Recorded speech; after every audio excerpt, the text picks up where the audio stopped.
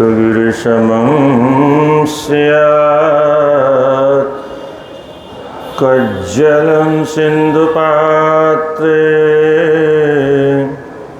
सुरतरुवर्षाखा लेखिने पत्रमुर्वीं लिखति अधिगृहीत्वा शारदा सर्वकालं तदपि तव गुणानामीश परं न याति। गंगातरंगरमणे यजटाकलापं गौरी निरंतर विभो श्रितवामभागं नारायण प्रियमनं गमदापहारं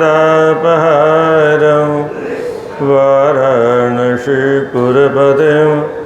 भज विश्वनाथं वाराणसीपुरपतिं भज विश्वनाथं। यत्र यत्र रघुनाथकीर्तनं तत्र तत्र कृतमस्तकाञ्जलिं बाष्पवारि परिपूर्णलोचनं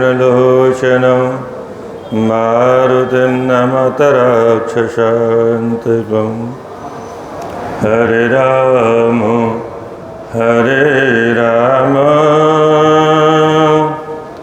राम राम हरे हरे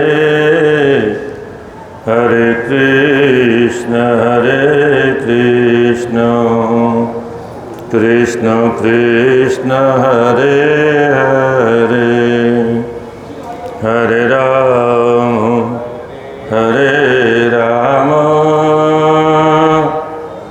राम राम हरे हरे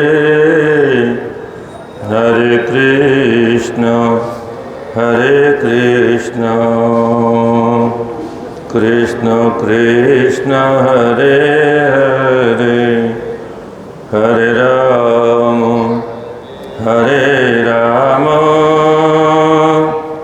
राम राम हरे हरे हरे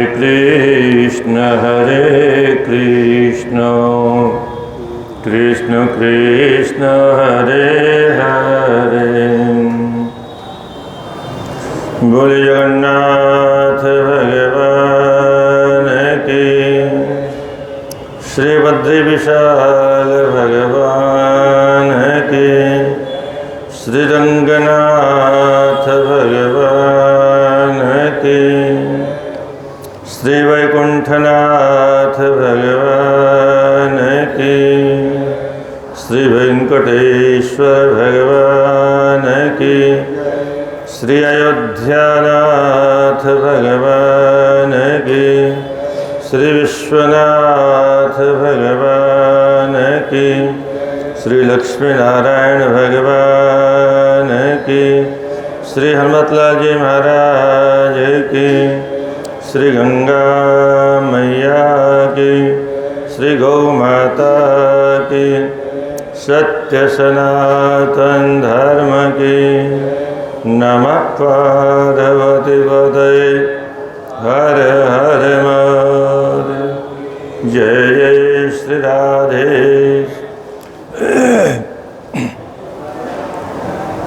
परम परमात्मा परमेश्वर अकारण करुणा वरुणालय अशरण शरण अघटित घटना प्रतियान अणुरणियान महत्वमयान भगवान की असीम अनुकंपा से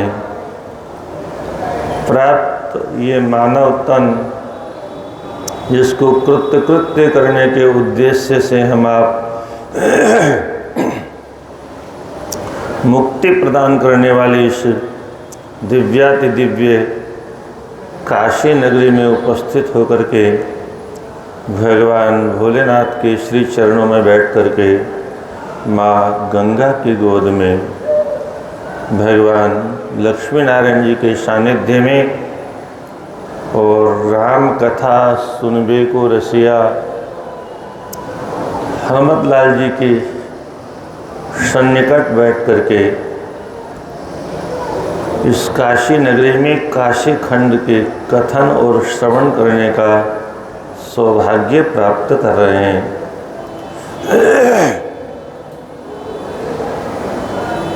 कल आपने ब्रह्मचर्य की महिमा का श्रवण किया और यत् किंचित गृहस्थाश्रम की महिमा तो अभी आगे आएगी, गृहस्थाश्रम का धर्म क्या है, पर बीच में काशी के विषय में प्रश्न कर दिया महर्षि अगस्त ने सदानंद जी से, और इसी क्रम में अविमुक्त क्षेत्र काशी की महिमा का वर्णन कल सायंकाल चल रहा था।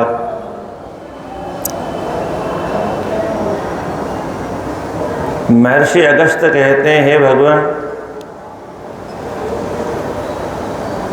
भगवान भोलेनाथ का प्रतिक्षण स्मरण करते हुए मैं न तो खा पाता हूँ, न पी पाता हूँ, न सो पाता हूँ, न निद्रामि न जागरमि नाश्नामि न पिबाम्यपः काशीं द्व्यक्षर पीयूषं पिबामि च केवलम। केवल मात्र 2 अक्षरों का ये जो नाम है काशी, काशीति काशीति, ये 2 अक्षरों का नामामृत, इसी का पान करता रहता हूँ। मुझे काशी के विछोह का बहुत दुख है। तो सदानंद जी कहते हैं, आपकी तरह से एक बार भोले बाबा भी काशी के वियोग से बहुत दुखी हो गए थे।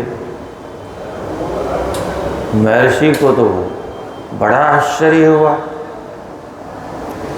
मेरे सामने तो देवताओं ने प्रस्ताव कर दिया, मुझे छोड़ना पड़ा काशी को, पर भोले बाबा तो सर्वतंत्र स्वतंत्र हैं, उनको काशी क्यों छोड़ना पड़ा, काशी का वियोग उनको क्यों हुआ, उनके सामने क्या समस्या आई, क्या वो भी मेरी तरह से कहीं पराधीन है? क्योंकि जो पराधीन होता है, पराधीन सपने सुख नाही। पराधीन व्यक्ति को संसार में कहीं चले जाओ, तब कारण बताया कैसे कैसे काशी में अकाल पड़ा और 60 वर्षों तक वर्षा नहीं होने के कारण प्रजा को दुखी देख करके ब्रह्मा जी ने काशी में ही तपस्या करने वाले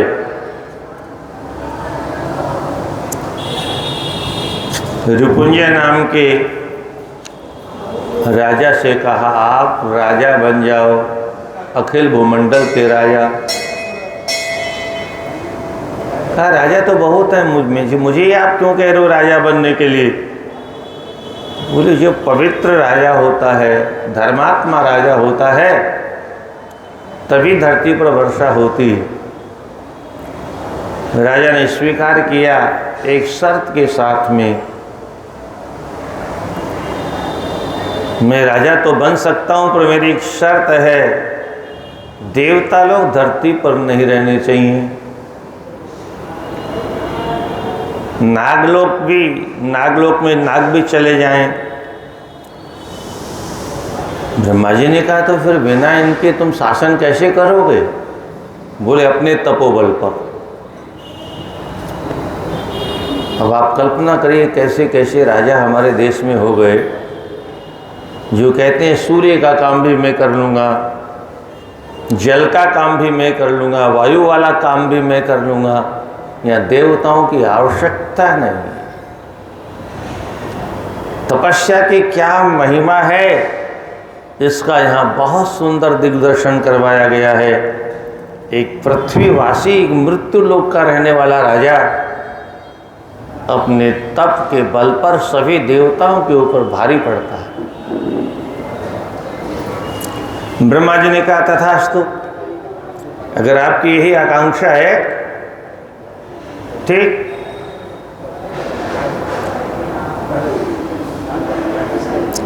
ब्रह्मा जी ने कहा नागराज की कन्या अनंग मोहिनी के साथ में वासुकी तुम्हारा विवाह करेंगे और देवता लोग भी रत्नों की वर्षा करेंगे और मेरे आशीर्वाद से तुम्हारे राज्य में कोई कमी नहीं रहेगी। और ऐसा कह करके उसको राजा बना दिया। तो ये राज्यम प्रकुर्वाणे देवो वृष्य विधास्यति। और राजा बनाने के बाद में ब्रह्मा जी भगवान भोलेनाथ का दर्शन करने गए। भगवान भोलेनाथ ने कहा आप अच्छे आ गए विधाता। मैं सोच रहा था सुमेरु पर्वत बहुत तप कर रहा है, उसको चल करके वरदान दे करके आ जाए। चलो चलते हैं। अब ब्रह्मा जी तो निवेदन करने गए थे महाराज आपको भी काशी छोड़नी है, उनको कहना नहीं पड़ा। क्या स्वतः ही भगवान ने कह दिया चलो ब्रह्मा चलते हैं। सुमेरु तप कर रहा, बोले प्रभु चलिए। जगाम वृषमारुह्य मंद्रो यत्र तिष्ठति उवाच च प्रसन्नात्मा देवदेवो वृषध्वज। वृषारूढ़ होकर के, वृषभ क्या है ये? वेद भगवान कहते हैं वृषभो धर्म। बैल पर नहीं बैठते भगवान भोलेनाथ, बैल का क्या काम है? बैल पर बैठना भी नहीं चाहिए। बैल पर बैठना तो अधर्म का प्रतीक है, आखिर गौ माता का अंश है वो। और भोले बाबा ऐसा शास्त्र विरुद्ध कृत्य कैसे कर सकते हैं? इसलिए वृषभो धर्मः, तपः शोच दया और सत्य धर्म के 4 पैर होते हैं और वही 4 पैर वाला यह धर्म है जो वृषभ रूप में हमें दिखाई देता है। चल दिए और वहाँ जाकर के बोले उत्तिष्ठ तिष्ठ भद्रं ते व्रम ब्रूहि धरोत्तम श्रोथ श्रुत्वा महेशानं देवदेवं त्रिलोचनं। हे पर्वतों के अधिष्ठाता, उठो उठो, मैं तुम्हारी तपस्या से प्रसन्न हो गया, वरदान देने आया हूँ। उसने भी उठ करके भगवान के चरणों में साष्टांग लगाई। प्रणम्य बहुशो भूमौ अद्रिदे तद्वजिज्ञपद लीला विग्रह भूच्छंभो प्रणते कृपा निधे। हे भगवान आप तो परम लीलाधारी हैं, आपको बारंबार नमस्कार करता हूँ। हे शंभु प्रणतेक कृपा निधे, एक एक शब्द ग्रंथों में बहुत अद्भुत होते हैं। प्रणतेक दया निधे, भगवान किस पर दया करते हैं? जो शरणागत होता है। प्रणत मानी शरणागत, सब पर दया नहीं करते परमात्मा। लोक में कि एक कहावत है, बालक जब रोता है तभी माँ दूध पिलाती है, नहीं तो अपने घर के काम में व्यस्त रहती है। ऐसे भक्त जब भगवान की शरण में जाता है और त्राहि माम पुकारता है, तब तुम्हें माता से पिता तुम्हें व परमात्मा उससे अपनी कृपा की गोद में उठा के अपना भाव में दुग्ध पान करा करके धन्य धन्य कर देते हैं। तो सर्वज्ञोपि, हे भगवान आप तो सर्वज्ञ हैं, मुझसे क्या कहते हो वरदान मांगो, आप तो सब जानते हैं। तो सर्वज्ञोपि कथम नाम नैवेद्य मम वांछितम, और अगर परमात्मा सर्वज्ञ नहीं है, हमारे अंतःकरण की बात को नहीं जानता है, ये आज के भक्तों के लिए भी बहुत उपादेय श्लोक है। हे भगवान ये दे दो, हे भगवान ये कर दो, हे भगवान वो कर दो। अरे भगवान है तो भगवान तो जानते हैं भाई, उनको बताने की क्या ज़रूरत है। वो भगवान कैसे जो उनको बताने के बाद में ज्ञान हो। भगवान तो अनंत अनंत ब्रह्मांडों के प्रत्येक प्राणियों के भूत भविष्य वर्तमान सबको जानते हैं। हमारे पितरों के पितरों के पितरों के पितरों से लेके ऊपर के देवलोक, यक्षलोक, गंधर्वलोक, किन्नरलोक, सब लोकाधिलोकों की हर समस्या को परमात्मा जानते हैं। इसलिए परमात्मा से हम कहें और फिर परमात्मा करें, परमात्मा से हम कहें ये हमारा अधिकार नहीं है। किसी बड़े आदमी से कोई छोटा आदमी कहे कि आप ये काम कर दो, ये तो उसका अपमान है। छोटे छोटे बच्चे माँ बाप से कहे काम कर दो, अधिकार नहीं उनको। तो भक्त को भी परमात्मा को आदेश देने का अधिकार नहीं है। परमात्मा स्वतः जानते हैं, और अगर नहीं जानते तो फिर ऐसे परमात्मा का क्या करेंगे। तो जो उच्च कोटि के भक्त होते हैं कभी परमात्मा से किसी विषय का निवेदन नहीं करते, प्रभु ऐसा कर दो। हम कौन होते हैं ऐसा आदेश देने वाले। प्रभु जानत सब बिनहि जनाए, बिना जनाए सब जानते ही परमात्मा, यही प्रभु का प्रभुत्व है, यही ईश्वर का ईश्वरत्व है। हम भगवान के स्वरूप को नहीं जानते। सर्वेषां हृदयानंद सर्व सर्वग सर्वकृत। आप तो सभी प्राणियों के हृदय में विद्यमान रहने वाले हैं, आनंद कंद परमानंद स्वरूप हैं। सर्व सर्वग, सब में आप सर्वत्र विद्यमान हो। सर्वकृत, सब आपके द्वारा रचित है।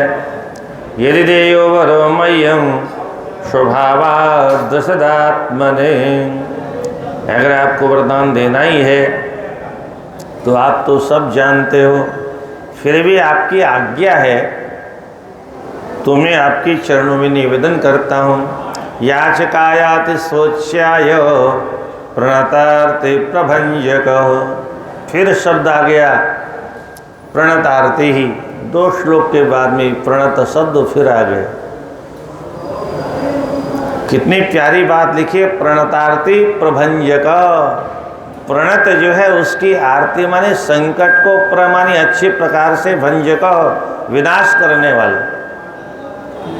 पर जो शरण में नहीं आता है, भगवान कहते हैं भोगो, आनंद लो बच्चे।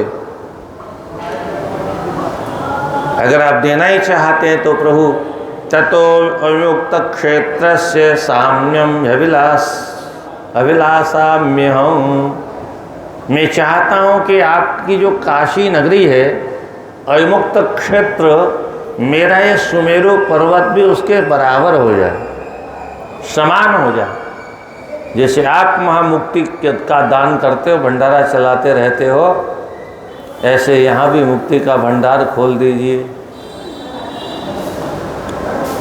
और इतना ही नहीं प्रभु, जैसे अविमुक्त क्षेत्र को छोड़ के आप कहीं नहीं जाते हो, ऐसे ही सुमेरु पर्वत को छोड़ के भी आप दोनों माता पिता कहीं नहीं जाओगे।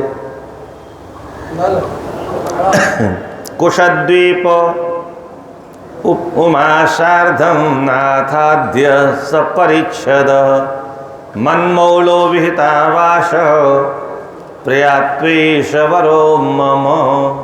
मम्मौलो, मेरे मस्तिष्क पर आप, मेरे शिखर के आप ऊपर आप माता जी के साथ में, अपने परिकरों के साथ में यहीं विराजमान हो जाओ।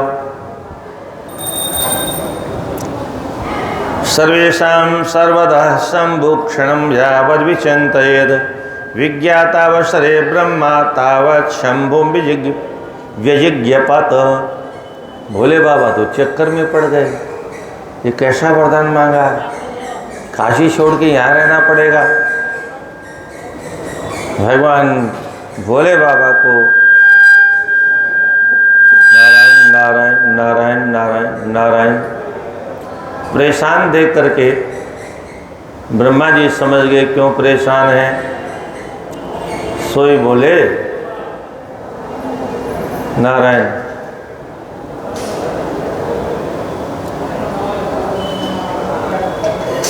भगवान ये होनी ही कुछ ऐसी ही थी और इसी क्रम से ये हो के रही। होनी कभी रुकती नहीं है, उसको कोई रोक नहीं सकता है। आपने मुझे सृष्टि का भार दिया, व्यवस्था करने की आपने ही शक्ति दी और आपकी दी हुई शक्ति के अनुसार मैंने एक समस्या आ गई। 60 वर्षों तक जल की वर्षा नहीं हुई, पृथ्वी पर अराजकता फैल गई और इसकी वजह से विश्वेश जगतां नाथ पत्या व्यापारितोऽस्म्यहं कृत प्रसादेन विभो श्रेष्ठं कर्तुं चतुर्विधाम्। पृथ्वी की चारों ओर अराजकता को देख करके मयाभिषिक्तो राजर्षि प्रजा पातुम नरेश्वरम, मैंने रिपुंजय नाम के एक राजा को पृथ्वी का चक्रवर्ती सम्राट बना दिया और अयोध्या ही वो वाराणसी उसकी राजधानी है। मैंने उसको देवदास के नाम से वहाँ शासन करने का आदेश दिया है। परंतु भगवान जब मैंने उसे आदेश दिया तो उसने एक प्रार्थना की, कहा सभी देवता काशी छोड़ के चले जाएं, मुझे किसी देवता की आवश्यकता नहीं है। मैं बिना देवताओं के ही अपनी प्रजा को सुखी और समृद्ध बना के रखूँगा। इसलिए प्रभु आप काशी में जा भी नहीं सकते क्योंकि मैंने वरदान दिया है। तो अगर आपकी कृपा हो, मैंने आपके ही आदेश का पालन किया है, तो उचित आपको लगे तो आप यहीं आराम से रहो। वरदान आपने दे ही दिया है तो आप तथेति च मया प्रोक्तम प्रमाणे क्रियताम तो तत्, मैंने जो उसको वरदान दे दिया आपको भी वैसा ही वरदान देना चाहिए। इसलिए मंद्राय वरो दत्तो भवे देवम कृपा निधे, मंद्राचल ने जो वरदान मांगा उसको आप आराम से दे दीजिए और यहीं पर आराम से रहिए। मर्त्यानाम गणना क्वेह, और ये जो मृत्यु के लोग हैं इनकी गणनाएं कितनी है। हमारे आपके एक क्षण में तो उनकी मृत्यु हो जाती है, इतनी तो इनकी आयु होती है। इसलिए कोई चिंता की बात नहीं। भगवान वीरेश गौरवम रक्षन् तथोरि कृतवान् हरः जम्बूद्वीपे यथा काशी निर्वाण पददा सदा।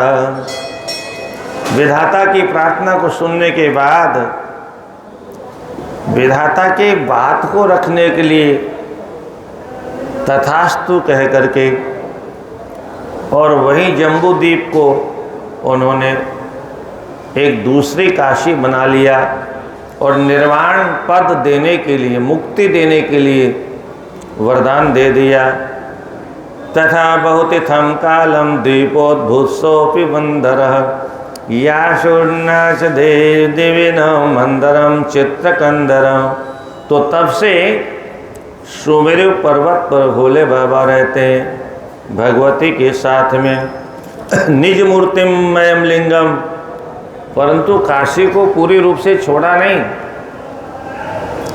भगवान अविमुक्त क्षेत्र में जो अविमुक्त शिवलिंग है उसी में अपने आप की प्रतिष्ठा करके यहाँ से गए थे। इसलिए एक रूप से काशी में हमेशा भगवान बने ही रहते हैं। इसीलिए इसका नाम अविमुक्त क्षेत्र है, जिसको भगवान कभी मुक्त करते ही नहीं है अपने से, अर्थात स्वयं सदा यहाँ पर रहते हैं। इसलिए इसका नाम अविमुक्त क्षेत्र है। अविमुक्तेश्वरं लिंगम दृष्ट्वा क्षेत्र मुक्तके विमुक्तैव भवति सर्वस्मात् कर्म बंधनात्। ये जो अविमुक्त क्षेत्र है, इसमें विद्यमान जो भगवान का शिवलिंग है, इनका दर्शन करने मात्र से जीव के सारे कर्मों के बंधन नष्ट हो जाते हैं। और जो इनकी अर्चना करता है, पूजा करता है, आराधना करता है, अभिषेक करता है, अर्चन्ति विश्वे विश्वेशं विश्वेशो अर्चति विश्वकृत अवमुक्तेश्वरं लिंगम भूय मुक्ति प्रदायकम। ऐसे अर्चना करने वाले को यह भगवान शिव की कृपा से मुक्ति प्रदान करने वाला है। पहले कभी किसी ने किसी प्रकार का लिंग स्थापित किया नहीं था। ये आदि लिंग है, अविमुक्त लिंग। और इसी के स्वरूप को देख करके तब वशिष्ठ आदि ऋषियों ने अन्यत्र स्थापना की शिवलिंग की। आकारम अविमुक्तस्य दृष्ट्वा ब्रह्माच्युतादयः लिंगम संस्थापयामासुर्वशिष्टाद्यास्तथर्षयः। वशिष्ठ, अंगिरा, पुला, पुलस्त, क्रतु आदि सभी ऋषियों ने अपने अपने नाम से उसी अविमुक्त क्षेत्र को देख करके भगवान के स्वरूप के अनुसार शिवलिंग बना करके सब जगह स्थापित किए। और आदि लिंग यही अविमुक्त लिंग कहलाता है। सबसे पहला यही स्वरूप काशी में विद्यमान है। अविमुक्तेश्वर लिंगम स्मृत्वा दूरगतोऽपि च। बहुत दूर से ही कोई, योजनों दूर से कोई अविमुक्त भगवान का ध्यान करे तो वहीं से मुक्त हो जाता है। ये यहाँ की महिमा है। जन्मद्वय कृतात् पापाक्षणात् देव विमुच्यते। दूर से स्मरण करने वाले प्राणी को क्या लाभ मिलता है? बोलो, 2 जन्मों के पाप नष्ट हो जाते हैं। और अविमुक्त महाक्षेत्रे मुक्तात् अवलोक्ये च, जो दर्शन कर लेता है उसके 3 जन्मों के पाप नष्ट हो जाते हैं। यत्कृतं ज्ञान विभ्रंशादेन पंचसु जन्मसु अविमुक्तेश संस्पर्शात् क्षेदेव नान्यथा। जो भगवान भोलेनाथ का स्पर्श कर लेता है उसके 5 जन्मों के पाप नष्ट हो जाते हैं। अर्चित्वा महालिंगम अविमुक्तेश्वरम नरः कृतकृत्यो भवेदत्र न स्यात् जन्म भाग कुतः। जो भगवान की अर्चना कर लेता है वह कृतकृत्य हो जाता है और दोबारा उसका इस धरती पर जन्म नहीं होता। पुनरपि जननम पुनरपि मरणम, इसके चक्कर में नहीं पड़ता, हो मुक्त हो जाता है। क्या क्या करने से मुक्ति मिलती है? बोले, स्तुत्वा नत्वार्चयित्वा च यथा शक्ति यथा मति अविमुक्ते विमुक्ते संस्तूयते नम्यतेर्च्यते।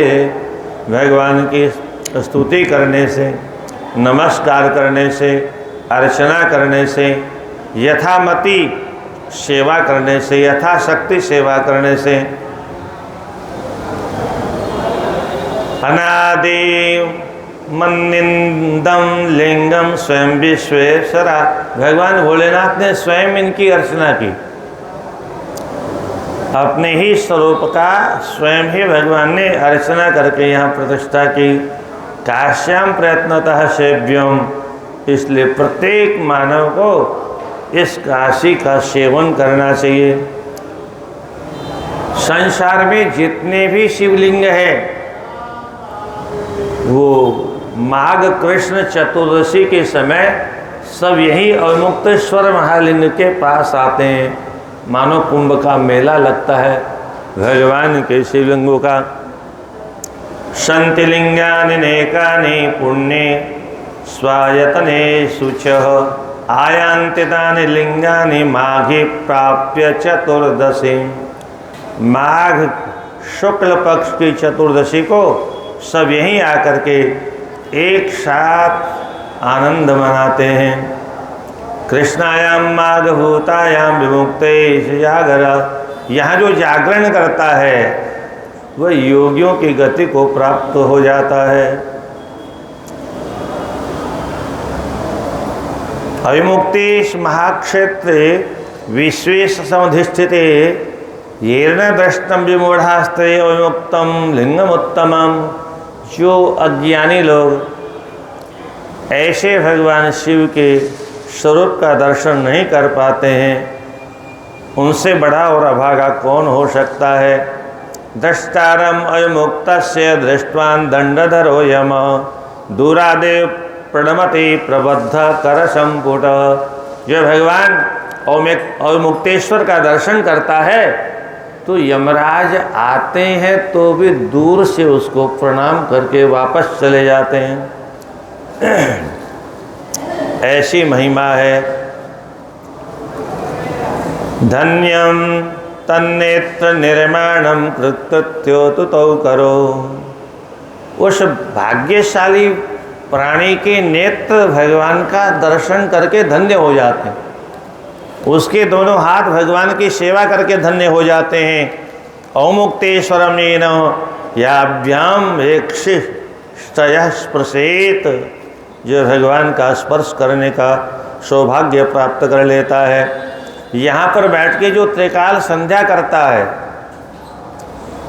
दूर देश विपन्नोपि काशी मृतम फलम भवेत, इनका ध्यान करके दूर देश में भी अगर कोई त्रिकाल संध्या करता है तो वहीं से वह काशी में मृत्यु का जो फल होता है, मोक्ष, उसकी प्राप्ति कर लेता है। ऐसा अद्भुत काशी का महत्व है। और उसके बाद में गृहस्थ धर्म का पुनः वर्णन करते हैं। पहले तो ब्रह्मचर्य का मात्र वर्णन किया था, ब्रह्मचर्य गृहस्थ में प्रवेश करे वहाँ तक का वर्णन हुआ था। इसमें बहुत सी बातें ऐसी हैं जो बहुत ध्यान से सुननी चाहिए, क्योंकि आजकल ये सब बातें लुप्त हो गई। कोई जानता नहीं हमारा धर्म क्या है, हमारा कर्तव्य क्या है। शास्त्रों को पढ़ने का किसी को समय नहीं है। अगस्त्य कहते हैं अमुक्तेश माहात्म्यम श्रावम श्रावम श्रुतिर्मम। अविमुक्तेश्वर का महत्व महिमा सुनकर मेरा कान धन्य हो गए मेरे। न धन्यों में हम अविमुक्तेश्वर लिंगम क्षेत्रम चाप्य विमुक्तकम एतियो तो कथम प्राप्तिर्भवेत षण्मुख तद्वदः। मुझे आप तो ये बताओ किस पुण्य के बल पर अविमुक्त क्षेत्र की प्राप्ति होती, वो पुण्य बताओ आप तो। स्कंद जी कहते हैं सुनो, शृणु कुंभज वक्ष्यामि, ध्यान से सुनो। श्रुतिवर्त्मजुषः पुंसः संस्पर्शा नश्यतो मुनेः कलिकाल वपि सदोच्छिद्रम प्राप्य जिघांसतः।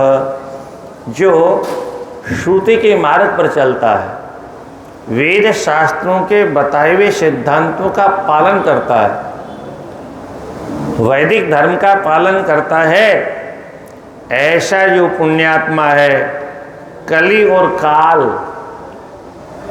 ये दोनों उस पर प्रभाव नहीं डाल सकते। कली का मतलब, कली का अर्थ होता है कलह करने वाला। ये कलयुग है, इसका काम क्या है? झगड़ा कराने वाला। लोग तो नारद जी को झगड़ा कराने वाला कहते हैं। नारद जी झगड़ा कराने वाले नहीं हैं। उनको क्या मतलब किसी से झगड़ा कराने का, वो अपनी मस्ती में मस्त रहते हैं, दुनियादारी से कोई लेना देना नहीं। हाँ, भगवान की कोई इच्छा होती है तो फिर नारद जी वो काम करते हैं। और उस कार्य में उद्देश्य क्या होता है? कभी सत्य की महिमा सारे संसार के सामने रखनी होती है, कभी पतिव्रता की महिमा संसार के सामने रखनी होती है, कभी धर्म की महिमा सामने रखनी होती है। तो फिर नारद जी वैसा करते हैं। अभी आगे कथा आएगी जिसमें स्वयं नारद जी ने विवाह करवाया है। तो ये दूसरे का विवाह करवा देते हैं, पर वो खुद उससे कोई मतलब नहीं। निष्काम भाव के प्रतीक है नारद जी। निष्काम भाव से संसार में कैसे रहा जा सकता है? सब कुछ करते हुए भी कुछ नहीं करते हैं। अरे संसार की बात छोड़ो, भगवान द्वारकाधीश का विवाह इन्होंने करवाया। रुक्मिणी जी के यहाँ जाकर के भगवान की बहुत प्रशंसा की। बस रुक्मिणी जी का मन पहुँच गया भगवान के चरणों में। और इसलिए कहते श्रुत्वा गुणान भुवन सुंदर शृण्वतां ते निर्विश्य कर्ण विवरे। कानों के विवर से आपके गुण मेरे अंतःकरण में जब से प्रवेश कर गए, तब से मैंने आपको ही पति रूप में वर्ण कर लिया। अब ये कान में किसने पहुंचाया? ये काम नारद जी का। झगड़ा नहीं करवाते। कली का काम है झगड़ा कराना, कली का धर्म है। उसका अर्थ ही है कलयती थी कली, जो झगड़ा करवाए। किस किस में? पति पत्नी में, माता पिता में, भाई बहन में, बेटा बेटी में, अड़ोसी पड़ोसी में, मित्र मित्र में, दुश्मन दुश्मन में तो होता ही होता है, हैं? पर भगवान की कृपा जिस पर होती है उस पर कली का प्रभाव नहीं होता, ये बता रहे हैं। कली का तो काम है झगड़ा करवाना, पर जिस घर में भगवान की कृपा है, किस घर में भगवान की कृपा होती है? जो वेदानुकूल चलता है, जो शास्त्रानुकूल जीवन यापन करता है, उस पर भगवान की कृपा होती है। क्योंकि वेद ही साक्षात भगवान का विग्रह है, और भगवान के विपरीत कोई चलेगा, वेद के विपरीत मतलब भगवान के विरुद्ध में, तो भगवान का विरोध भी करेंगे और भगवान की कृपा की आशा भी करेंगे। ये दोनों काम एक साथ कैसे हो सकता है? तो कलिकालाव सदोच्छिद्रम प्राप्य जगांशतः। कली और काल, इन दोनों को कोई छिद्र मिलता नहीं है। छिद्र मानी प्रवेश करने का मार्ग नहीं मिलता है।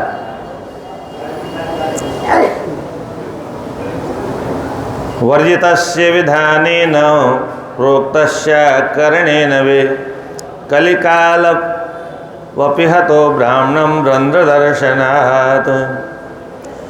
ये दोनों देखते हैं कौन मनुष्य कर्म करने की विधि का सांगोपांग पालन करता है और कौन ब्राह्मण अपने धर्म का त्याग कर रहा है।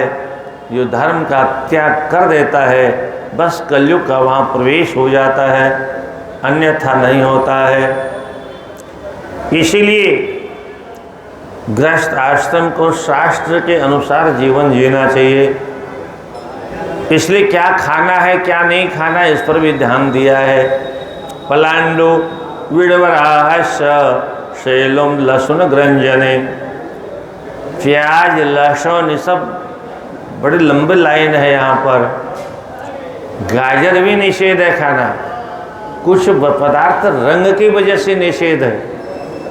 लाल रंग के पदार्थों को रक्त वर्ण का माना जाता है, खून के वर्ण का, इसलिए निषेध है। और वैगुण जो निषेध है वो वैज्ञानिक दृष्टिकोण से भी उसका कारण है। वैगुण का बीज अगर कहीं चिपक के रह गया तो पथरी बन ही जाएगी उसके चारों ओर। और आजकल तो बड़ी बड़ी चीज़ें खाते हैं तो बहुत छोटी छोटी चीज़ें हैं। पेयम एक शफम हेयम। एक खुर वाले पशु का दूध नहीं पीना चाहिए। एक खुर वाला पशु घोड़ा है, एक पैर एक शफ, एक ही खुर होता है। गाय के दो खुर होते हैं, देखा होगा, बीच में से कटा होता है। रात्रो दधी, रात्रि में दही नहीं खाना चाहिए। दिन में नवनीत नहीं खाना चाहिए। जालपादान खंजरिटान बुड़ित्वा मत्स्य भक्षगान। मछली इत्यादि का जो भक्षण करते हैं वो सब निषेध है। कहीं कहीं पर शास्त्रों में यज्ञ में हिंसा की विधि बताई है, उसकी चर्चा यहाँ भी है। पर न तो हमको यज्ञ करना है, न हमें हिंसा करनी है, तो हमारा इससे संबंध क्या है? यज्ञ हिंसा हिंसा न भवति, शास्त्र का सिद्धांत है। यज्ञ में जो प्राचीन काल में हिंसा होती थी उसमें हिंसा का दोष नहीं लगता है। और ये यज्ञ में हिंसा क्यों बताई गई उसको जानना जरूर चाहिए। पहले तो हिंसा निषेध है, क्योंकि अहिंसा परमो धर्मः, अहिंसा ही हमारे यहाँ सबसे बड़ा धर्म है। पर किसी को हिंसा किए बिना नहीं रह जाता हो तो यज्ञ में हिंसा करे। अब यज्ञ में हिंसा का तात्पर्य क्या हुआ? पहले अरबों रुपए इकट्ठा करे तब तो यज्ञ होगा, करोड़ों रुपए इकट्ठा करे तब तो यज्ञ होगा। तो न तो करोड़ रुपए इकट्ठे होंगे, न यज्ञ होगा, न हिंसा होगी। सीधी सीधी बात है। यज्ञ में हिंसा का एकमात्र तात्पर्य है, उसमें हिंसा विहित नहीं है, हिंसा का निषेध किया गया है, क्योंकि इसी बहाने लोग हिंसा नहीं करेंगे। तो बड़े बड़े लोग जो धनी होते थे वो फिर यज्ञ करते थे, फिर हिंसा करते थे। तो यज्ञ में जो देवताओं को प्रसन्न करने की प्रक्रिया है वह दोष उससे शांत हो जाता था। सामान्य लोगों के लिए हिंसा सदा वर्जित रही है। जहाँ पर सामान्य रूप में लोगों को इतना समझना चाहिए, जिन धर्मशास्त्रों में लहसुन खाना मना हो, प्याज खाना मना हो, शलगम खाना मना हो, गाजर खाना मना हो, वहाँ मांस खाने का विधान करेंगे? नहीं, ये तो साग सब्जी है। और वो क्या है, वो प्याज गरीबों का सबसे बड़ा भोजन है। क्या है? 12 महीना मिलता है। थोड़ा गंध आती है इसलिए उसे तामसी माना गया, और लहसुन में बहुत दुर्गंध आती है तो स्वभाव उससे तामसी बनता है, इसलिए खाना निषेध है। जो लहसुन ज़्यादा खाते हैं उनके पास में बैठना मुश्किल हो जाता है, कि उनके रोम से इतनी बदबू आती है। तो नहीं खाने वालों को आती है, खाने वालों को नहीं आती है, उनको तो आदत पड़ जाती है ना। तो इतना ही समझना चाहिए। जो शास्त्रों में हिंसा की चर्चा कहीं आती है, बोले पहले मांस खाने की परंपरा थी, तो जहाँ लहसुन और प्याज, गाजर और शलगम जैसे पदार्थों का निषेध किया गया हो, वहाँ पर मांस खाने का विधान कैसे संभव हो सकता है? इसलिए विधिहीनं तथा पात्र यो ददाति प्रतिग्रहम न केवलम हि तदाति शेषम तस्य न नश्यति। मनुष्य को गृहस्थ आश्रमी को नाना प्रकार के दान लिखे हैं, और दान किसको देना चाहिए? पात्र में दान देना चाहिए। गीता भी इसी बात को, भगवान गीता में भी यही कहते हैं, पात्रे भ्यस्य दीयते दानम, सत्पात्र में दान देना चाहिए। सीधा सा अर्थ है। हम दूध भी लेते हैं तो पात्र में लेते हैं। कौन से पात्र में? शुद्ध पात्र में। क्या गंदे पात्र में नहीं लेते? क्यों? वो दूध ही बेकार हो जाएगा, नाली में फेंकने लायक हो जाएगा। जब 50 रुपये किलो का दूध भी हम शुद्ध पात्र में लेते हैं, तो फिर दान देने वाली प्रक्रिया तो परलोक से संबंध रखती है। वह अगर पात्र में नहीं देंगे तो वह दान भी दूध की तरह से व्यर्थ हो जाए, किसी काम का नहीं रहेगा। तो विधिहीनं तथा पात्रे यो ददाति प्रतिग्रहम न केवलम हित शेषम तस्य च नश्यति, उसका सब कुछ दान किया हुआ नष्ट हो जाता है। व्यसनेनार्थे कुटुंबार्थे यद ऋणार्थे च दीयते तदक्षयं भवेदत्र परत्रं च न संशयः। जो अपने कुटुंब वालों को दान पुण्य करता है जो अपने ऋण को चुका देता है वह अक्षय फल को प्राप्त करता है। अश्वमेध यज्ञ प्रत्यब्द अश्वमेधेन 100 वर्षाणि यो यजेत। कितनी बड़ी बात लिखी है। जो हिंसा की बात करते हैं उनके लिए लिखा है अश्वमेध यज्ञ जो 100 वर्षों तक लगातार करे। अब 100 वर्षों तक तो आयु ही होती है मनुष्य की। 100 वर्ष यज्ञ कैसे करेगा, कैसे हिंसा करेगा? तो प्रत्यब्द अश्वमेधेन 100 वर्षाणि यो यजेत अमाश भक्षको यस्य तर अंत्यो विशिष्यते। उसमें भी लिखा है अमास भक्षको, बिना मांस का भक्षण के जो यजन करता है वह मुक्ति को प्राप्त करता है।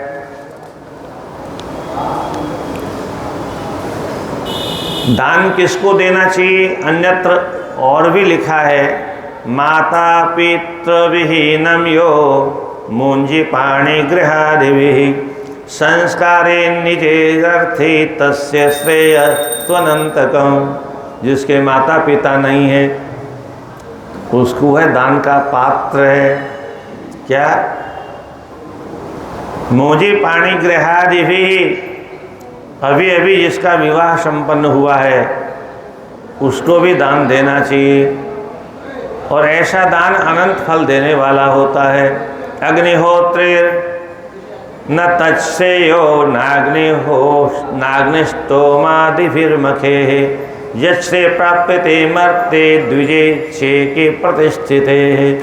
अग्निहोत्र ब्राह्मण उत्तम दान देने का पात्र है। अब आज के युग में अग्निहोत्र खोजेंगे तो बहुत मुश्किल से मिलेगा। काशी में हम लोग जो पढ़ते थे तो जोशन राम जी शास्त्री जी हुआ करते थे। स्वामी कृपात्री जी महाराज के पास बहुत आते जाते थे। तो जो ह्यनाथस्य विप्रस्य प्राणिम ग्राह्यते कृते, कोई ब्राह्मण अनाथ हो उसका विवाह कराने वाला, सत्पात्र में दान देने वाला होता है। यदि सौख्यम आपनोति, अक्षय पुण्य प्राप्त करके अंतिम में स्वर्ग को प्राप्त करता है। अभी जो पुरानी सिद्धांतों की बातें इसको थोड़ा छाती को कड़ा करके सुनना चाहिए। पितृके हेतु या कन्या रजः पश्येद संस्कृता भ्रूणः तत पिता ज्ञेयो वृषलिशापि कन्यका। जिस कन्या का एमसी धर्म अपने पीहर में प्रारंभ हो जाता है तो माता पिता भाई बंधु को भ्रूण हत्या का पाप लगता है। और उसके साथ में जो विवाह करता है वो वृषली स्वामी कहलाता है। अब आज तो सारी परंपरा बंद हो गई। आधुनिक युग में, इस कलयुग में कुछ समाज सुधारक लोग आए। वो सचमुच में समाज विगाड़क थे, समाज विध्वंसक थे। वो समाज सुधारक के नाम पर उनको प्रचारित किया गया। उनका एक ही मात्र उद्देश्य था, अंग्रेजों के हाथ की कठपुतली थे वो लोग, और सनातन धर्म को नष्ट करना है, ये उनका उद्देश्य था। मैं आपसे पूछता हूँ, हमारी पुरानी परंपराओं को तो सब लोगों ने तोड़ दिया। अब तो सुखी है दुनिया। अब तो बहन बेटियां बहुत सुखी होंगी।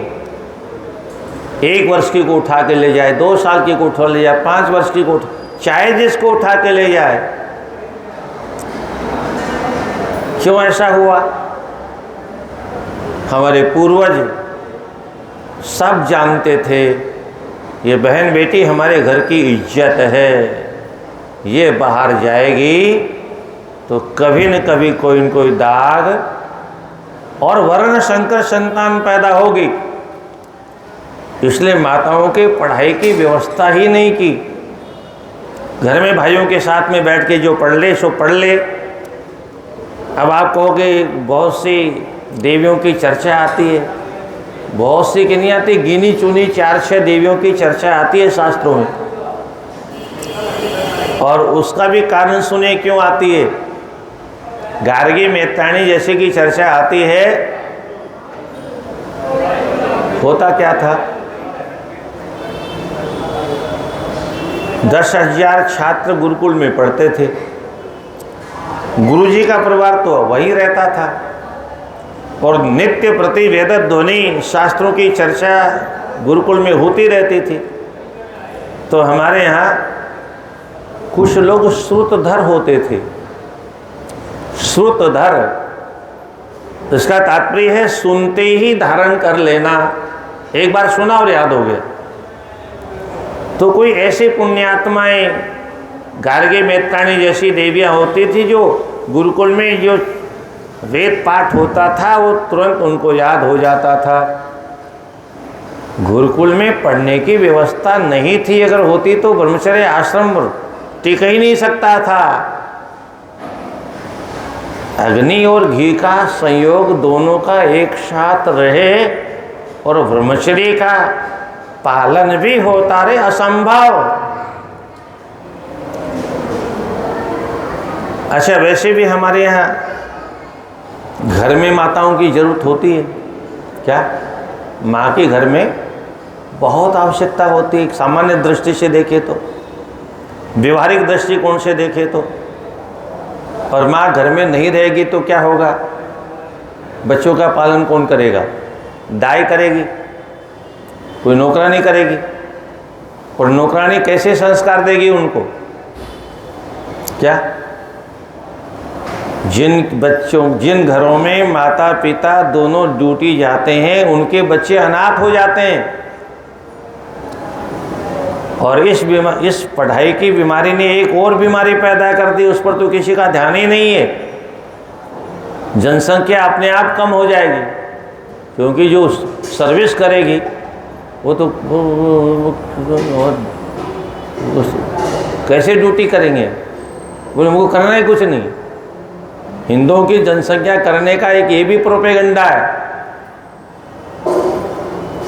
इसीलिए दूसरे वाले लोग पढ़ाते नहीं हैं। उनको मालूम है हमारी बेटी बहू पढ़ जाएगी तो फिर जनसंख्या बढ़ेगी नहीं, तो देश पर कब्जा कैसे करेंगे? हैं?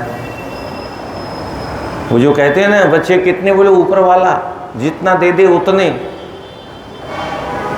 अरे तुम्हारे पास खाने पीने की व्यवस्था नहीं, इतने क्यों चाहिए तुमको? खुल के नहीं बताते हैं। एक ही कार्य है, एक ही उद्देश्य है, देश पर कब्जा करना है।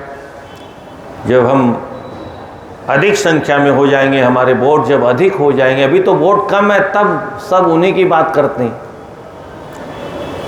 ये वोट जिसके वोट है अधिक, उसी के हाथ में सत्ता होती है। और जब सत्ता हमारी आ जाएगी तो कहना नहीं पड़ेगा 15 मिनट पुलिस हटा लो, हम सब हिंदुओं को साफ कर देंगे। पर हिंदू समझते नहीं हैं। तो पिता के घर में ये जो पुरानी परंपरा थी, एमसी के पहले विवाह की परंपरा, यह शास्त्रों में बड़ी विस्तार से लिखा है क्यों थी।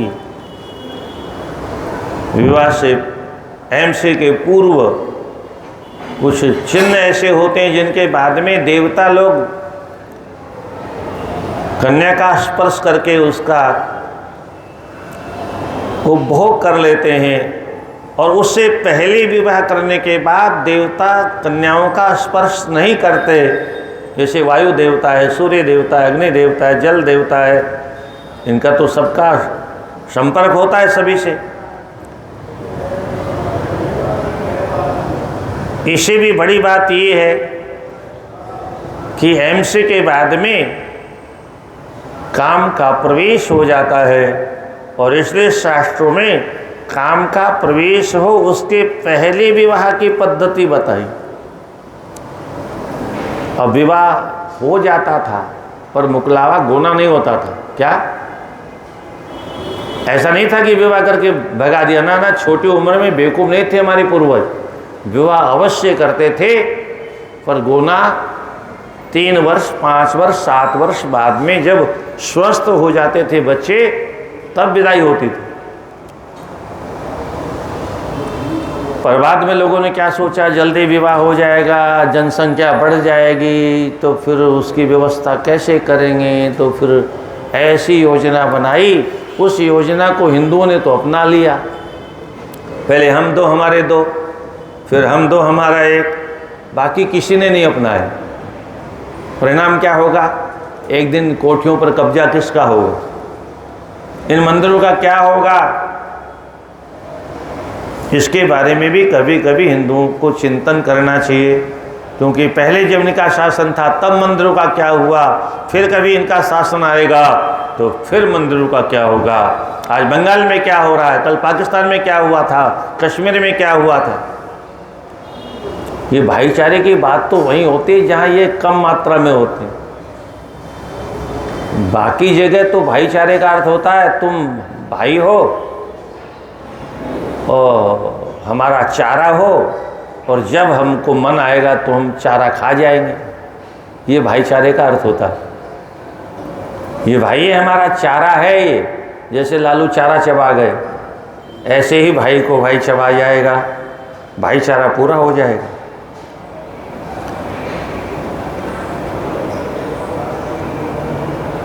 इजराइल के साथ में हमास का युद्ध शुरू हुआ तो पूरे विश्व का एक तमगा आंदोलन किया उसने। आज बंगाल में रोज मारे जा रहे हैं, एक भी भारत का नेता सब मुंह सिल गया सबका, कोई उनके साथ नहीं खड़ा। न वहाँ के लोग खड़े नहीं, यहाँ के लोग खड़े। ये वोटों की राजनीति इस देश को बर्बाद कर चुकी है और आगे कितना बर्बाद करेगी। देवताओं ने नारियों को, मातृशक्तियों को वरदान दिए। स्त्रीणाम शोचम ददो सोमः पावका सर्वमेध्यताम कल्याणवाणी गंधर्वा तेन मेध्या सदा स्त्रियः। नारी सदा पवित्र रहती है क्योंकि सोम अर्थात चंद्रमा ने माताओं को पवित्रता प्रदान की है, और मेध्य पावक ने मेध्य अर्थात शुद्धता प्रदान की है, और गंधर्वों ने कल्याणवाणी प्रदान की है। इसलिए स्त्री सदा मेध्या, स्त्री सदा पवित्र ही रहती हैं। कदाचित यहाँ ये भी संकेत किया है, कदाचित जबरन किसी कन्या का अपहरण हो जाए उसके बाद में भी कन्या अशुद्ध नहीं होती, नारी अशुद्ध नहीं होती। कदाचित किसी के उदर में कोई किसी का अंश हो, जब तक उसका उस समय उसके त्याग की पद्धति लिखी है, अन्यथा नारी का त्याग करना निषेध है। पिता पितामहो भ्राता, कन्यादान करने का अधिकार किसको है? बोले पिता, पिता में दादा, भाई, अपने कुल खानदान में कोई बड़ा हो उसे, जननी माँ को। कन्या प्रदह, कन्यादान करने का अधिकार है। अप्रच्छत समाप्नोति, कोई समय से नहीं समर्पण करता है, कन्या का विवाह नहीं करता है तो भ्रूण हत्या प्राप्त होती है। और कदाचित किसी कन्या का कोई विवाह करने वाला न हो तो यहाँ लिखा है वह स्वतः वर का वरण कर ले, उस अवस्था में उसको छूट दी गई है। हृताधिकाराम मलिनाम कपिंड मात्रोपजीविनीम परिभूताध शय्याम वासेद व्यभिचारिणाम। स्वर्ग कहाँ पर है? तो कहते हैं यत्र नार्यः प्रमुदिताः भूषणाच्छादनासनेः रमन्ते देवतास्तत्र तत्र सफला क्रियाः। तत्र सु सर्वा सफला क्रिया, जहाँ पर नारी का सम्मान होता है। कुछ लोग कहते हैं नारी का सम्मान पहले नहीं होता था। राधे राधे, हमने नारी को बराबर का अधिकार दिया, समान अधिकार दिया, पहले नहीं था। अरे पहले जितना सम्मान था आज तो कोई सम्मान जानता ही नहीं कि सम्मान होता क्या है। सिनेमा वाले जो लोग कपड़े फेंक फेंक के नाचते हैं, नचवाते हैं, ऐसे लोग जो क्या जाने माँ बहन का सम्मान होता क्या है, इसका नाम सम्मान है। तो अपमान किसको कहोगे? हैं?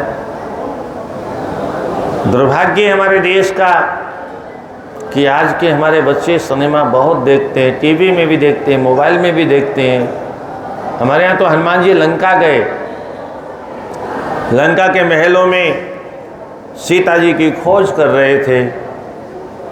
उस समय हजारों पत्नियां थी रावण की, और राक्षसों क्या तो खाना पीना सब चलता था। तो रात्रि में खा के पी के नशे में कोई कैसे पड़ा है, कोई कैसे पड़ा है, सब अस्त व्यस्त थे। देखते देखते सीता जी की खोज करते करते अचानक हनुमान जी को लगा हाय हाय हाय हाय हाय क्या हो गया। हनुमान जी कहते हैं आज तो मेरा ब्रह्मचर्य नष्ट हो गया। केवल देखने मात्र से, ध्यान से सुनिए सिनेमा देखने वाले लोगों, पराई माँ बहन बेटी को कम वस्त्रों में देखना बहुत बड़ा पाप है। कल आपने सुना अपनी ही पत्नी को भोजन करते समय नहीं देखना चाहिए। क्या? अपनी ही पत्नी के साथ भोजन नहीं करना चाहिए। अब लोग कहते हैं हमारे साथ भोजन करो। अरे यहाँ तो घरवाली के साथ भोजन करना निषेध है। किस किस के साथ भोजन करना? भोजन करने से प्रेम नहीं होता, प्रेम ज्ञान से होता है। और ज्ञान अगर नहीं है तो भाई भाई में, पति पत्नी में झगड़ा होता है। और ज्ञान था तो मैंने एक दिन बताया था आपको, तारा को बेच दिया हरिश्चंद्र ने, फिर भी तारा अगले जन्म में हरिश्चंद्र जैसा पति प्राप्त हो, ऐसी परिक्रमा करके चरणों की धूली लेकर के प्रार्थना करती। बेचने वाला पति, अरे ऐसे पति का तो मुंह नहीं देखे आज के ज़माने। बेचने की बात मात्र कर दे है, बेचना तो बहुत दूर की बात है, केवल बात कर दे कि तुमको मैं बेच दूंगा, अरे राम राम राम, फिर तो सावधान हो जाएगी। बोल बड़ा दुष्ट है ये, पता नहीं क्या करेगा।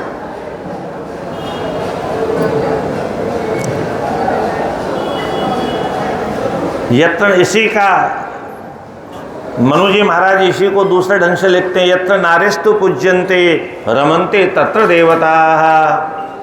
जहाँ नारी का सम्मान होता, आदर होता है, इज्जत होती है, वहाँ सारे देवताओं का निवास रहता है। और यत्र तास्तु न पूज्यन्ते तत्र सर्वा अफला क्रिया। जहाँ नारी का सम्मान नहीं होता वहाँ कोई भी पूजा, कोई भी पाठ, कोई भी अनुष्ठान, कोई भी तीर्थ व्रत सफल होते ही नहीं है। कोई देवता रहता ही नहीं वहाँ पर।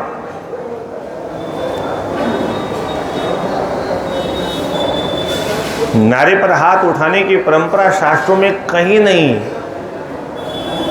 इसलिए मैंने एक दिन बताया था आप लोगों को, कोप भवन में थे दशरथ जी, और दूसरा कौन था दशरथ जी के साथ में? कैकेयी।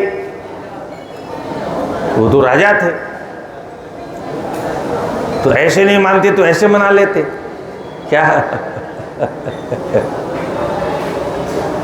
अरे राक्षसों को ठोक देते थे, घरवाली को ठोकने में कितना समय लगना था। और जब मान न मान, जबरदस्ती तो मानना पड़ेगा ना, मार के आगे तो भूत भागता, तो ठोक था के मना लेते घरवाली को। और अपनी तुमने जो मांगा है ना 2 वरदान, वापस करो, है ऐसे नहीं तो ऐसे वापस करो। पर चूंकि नारी पर हाथ उठाने की परंपरा नहीं थी, इसलिए दशरथ जी ने हाथ जोड़े, चरणों में सर रख दिया। मैं तो इस कथा के माध्यम से लोगों से यहाँ तक कहा करता हूँ, कभी कभी झगड़ा हो जाए घर वाले, होना नहीं चाहिए पर कदाचित हो जाए, तो धीरे से उसके चरणों में बैठ जाओ, पैरों में माथा रख दो, राधे राधे। कौन देख रहा है क्या? घर के एकांत का मामला है। अरे झगड़ा निपटाओ। अगर इतना करने मात्र से झगड़ा समाप्त हो जाता है, तो ये बड़े बड़े लोगों ने ऐसा किया है। आपत्ति काले मर्यादा नास्ति। मर्यादा का पालन कब तक होता है? जब तक सामान्य पद्धति, सामान्य ढंग से जीवन चलता रहता है। आपत्ति की जहाँ आती है वहाँ मर्यादा नहीं रहती। घर में हम किस ढंग से रहते हैं अलग बात है, बाहर हम मजबूरी है। जिस ट्रेन में कभी हम लोग पानी नहीं पीते थे, आज बुढ़ापा आ गया तो वहाँ खाना भी पड़ता है, जबकि वो पूरी की पूरी ट्रेन अशुद्ध है, अस्पृश्य है, बैठने लायक भी नहीं है वो, क्योंकि सब में गंदा मुंदा खाया पिया चिपका हुआ है।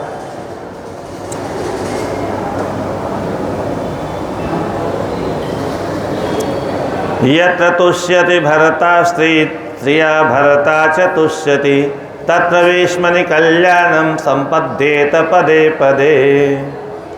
जहाँ एक पुरुष अपनी धर्मपत्नी से प्रसन्न रहता है, धर्मपत्नी अपने पति से प्रसन्न रहती है, वहाँ सभी प्रकार की संपत्तियों का निवास होता है।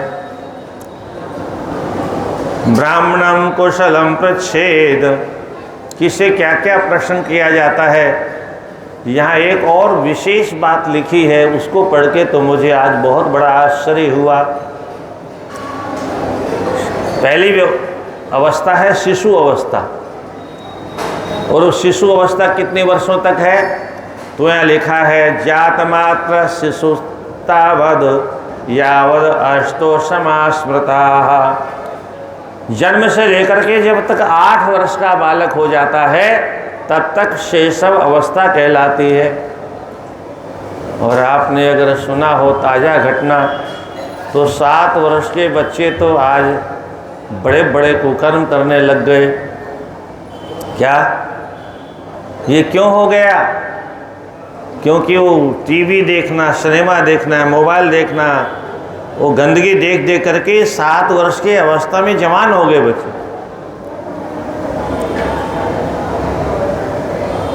कैसा दुर्भाग्य हमारे देश का। यहाँ लिखा है शिशु अवस्था में किया हुआ पाप पाप नहीं होता। पर कौन सा पाप? इतने बड़े बड़े पाप। भक्ष्य भक्षेषु यो दुस्सेद यावन नैवोपनीयते। जब तक यज्ञोपवीत नहीं हो जाता है तब तक उसके खान पान का अगर कुछ उल्टा सीधा प्याज लहसुन खा लिया तो उसका दोष नहीं लगता है। और बड़े कांड करेगा तब तो ऐसे लोगों को तो सरेआम फांसी दे देना चाहिए। भरणपोष्यपवर्गस्य दृष्टा दृष्टफलोदयं प्रत्यवायो है भरणे भर्तव्यस्तत्प्रयत्नतः। जिनका भरण पोषण करने का गृहस्थ को अधिकार है, उनका भरण पोषण नहीं करने से प्रत्यवाय दोष लगता है। कितने कितने लोगों का भरण पोषण करना अनिवार्य है, तो यहाँ नाम दिए हैं माता पिता गुरु पत्नी तो अपत्यानि समाश्रिता अभ्यागतो तिथिचाग्नि पोष्य वर्गा अमीनव। 9 संख्या गिनाइए। अमीनव ये 9 है। कौन कौन? अपनी माता का, अपने पिता का, अपने गुरु का, अपने धर्मपत्नी का, अपत्यानि अपने संतानों का, और समाश्रिता जो हमारे ही आश्रित हैं, दूसरा कोई नहीं उनका। जैसे भाई बंधु में कोई चला गया तो किसके आश्रित हो गए वो? जैसे पांडु मर गए तो पांडु के जितने 5 बेटे थे वो किसके आश्रित हो गए? धृतराष्ट्र के। तो उसका धर्म था उसका पालन पोषण करता, और वो बेटे के चक्कर में आकर के उसने तो पूरा महाभारत कर डाला। अभ्यागत जो घर में अतिथि आया है, अभ्यागत अलग है, अतिथि अलग है। अभ्यागतो अतिथिर्षाग्नि। अभ्यागत हमारे परिवार का कोई रिश्तेदार हो सकता है, और अतिथि जिसका कोई संबंध हमसे नहीं, रास्ते पर चलने वाला। और अग्नि पोष्य वर्गा अमीनव, ये प्रत्येक गृहस्थ वासियों के लिए पालन पोषण करने योग्य हैं। और जो नहीं करता है वो जीता जी मरा हुआ है। सजीवति पुमान मान्यो अत्र बहुवेशोपजीव्यते जीवन मृतो अथ विज्ञेय पुरुष सोदरम भरी। केवल अपने पेट का पालन करने के लिए, अपना भरण पोषण करने के लिए जो जिंदा है और परिवार के सदस्यों का जो पालन नहीं करता है वो तो जीता जी मरा हुआ है। और भगवान कृष्ण तो भागवत जी में कहते हैं,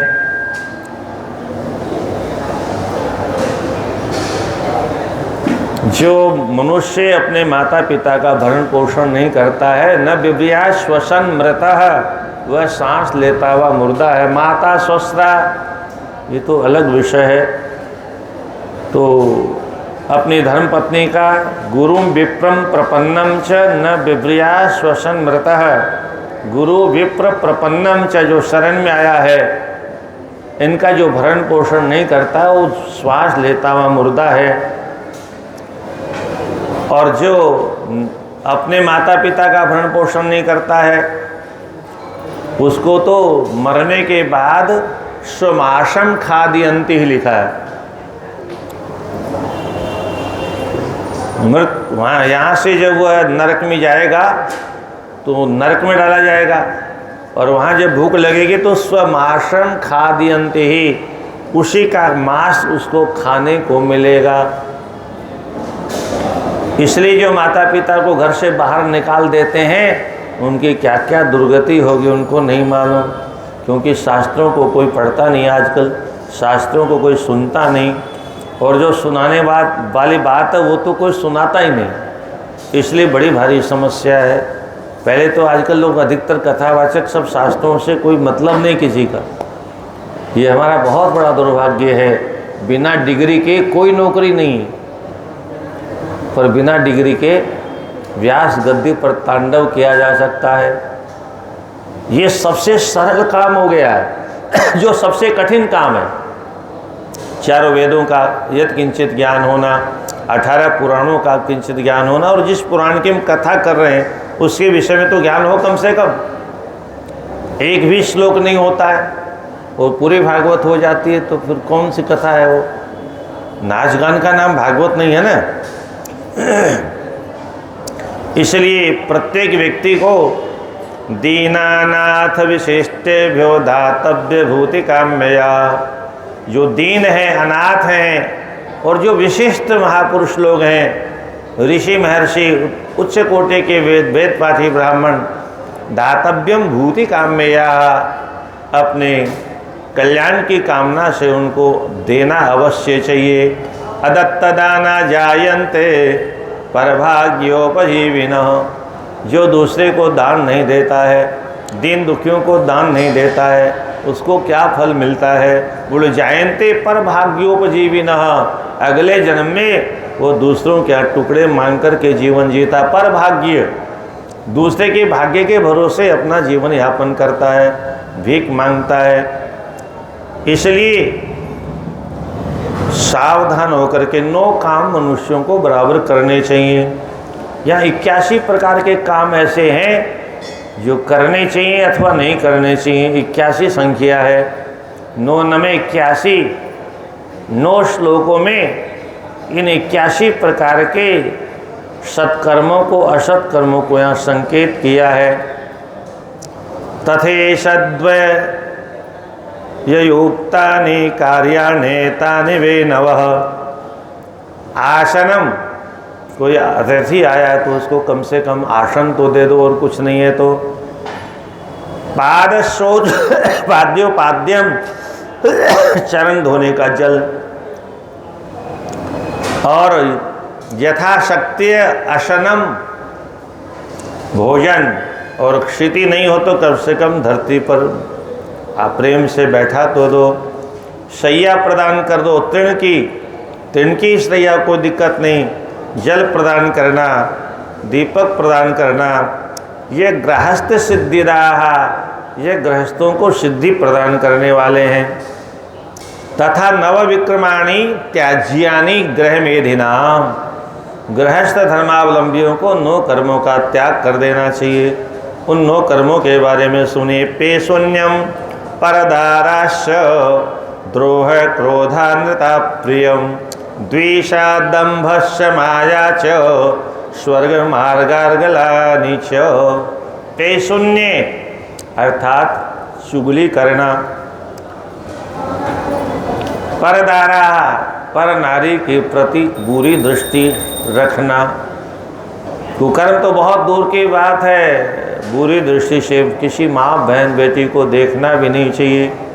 हमारे घर में भी तो माँ बेटियाँ हैं, परंतु सिनेमा ने हमारी बुद्धि को इतना खराब कर दिया, हमारी दृष्टि को इतना खराब कर दिया। बार बार टीवी में वो दृश्य देख देख के सब लोग सोचते हैं ये तो मनोरंजन है, और सब इसी की वजह से आज धरती पर नाना प्रकार के पाप हो रहे हैं। इसलिए मैं फिर कहता हूँ, सिनेमाघर बुराइयों का विश्वविद्यालय है।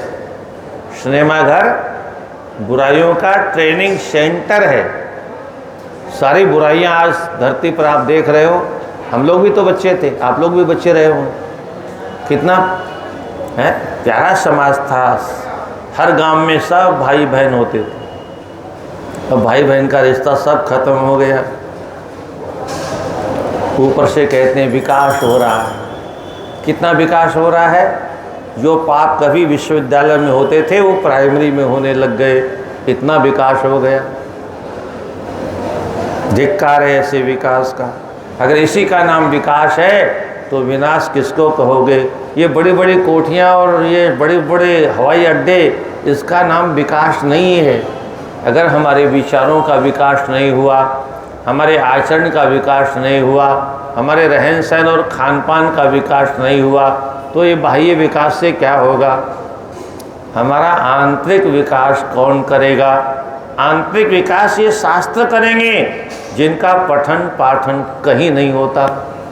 काशी जैसी नगरी में, ये विद्या की नगरी है, और यहाँ की आज मैं दशा देखता हूँ तो रोना आता है। यहाँ अगर ऐसा हुआ तो आगे बाहर कैसा होगा? क्योंकि यहीं से सब जगह विद्वान जाते। यहीं की कृपा से कभी जयपुर छोटी काशी कहलाती थी, कभी भिवानी छोटी काशी कहलाती थी। बहुत से शहर ऐसे हैं जो छोटी काशी के नाम से प्रसिद्ध थे, क्योंकि 10 विद्वान होते थे वहाँ। आज तो विवाह भी बिना मंत्रों के होता है। अब जब बिना मंत्रों के विवाह होगा तो विवाह चलेगा कितने दिन तक? क्या विधि से यज्ञ से सद्य कर्ता विनश्यति। दशरथ जी कहते हैं वाल्मीकि रामायण में, बिना विधि की कोई भी कार्य, कोई भी यज्ञ करता है तो यजमान ही नष्ट हो जाता है। इसलिए विद्वान ब्राह्मणों के द्वारा सारे कृत्य होने चाहिए, और विवाह के लिए पर्याप्त समय देना चाहिए। वो नाचने कूदने में, सब नौटंकी करने में समय लगा देते हैं, और फिर 4 घंटे पी करके नाचे, 4 घंटे फोटो के लिए नाटक किया। अब समय नहीं रह गया तो पंडित जी जल्दी करो, असली काम जल्दी करो। नकली काम में खूब समय लगाया। क्यों लगाया?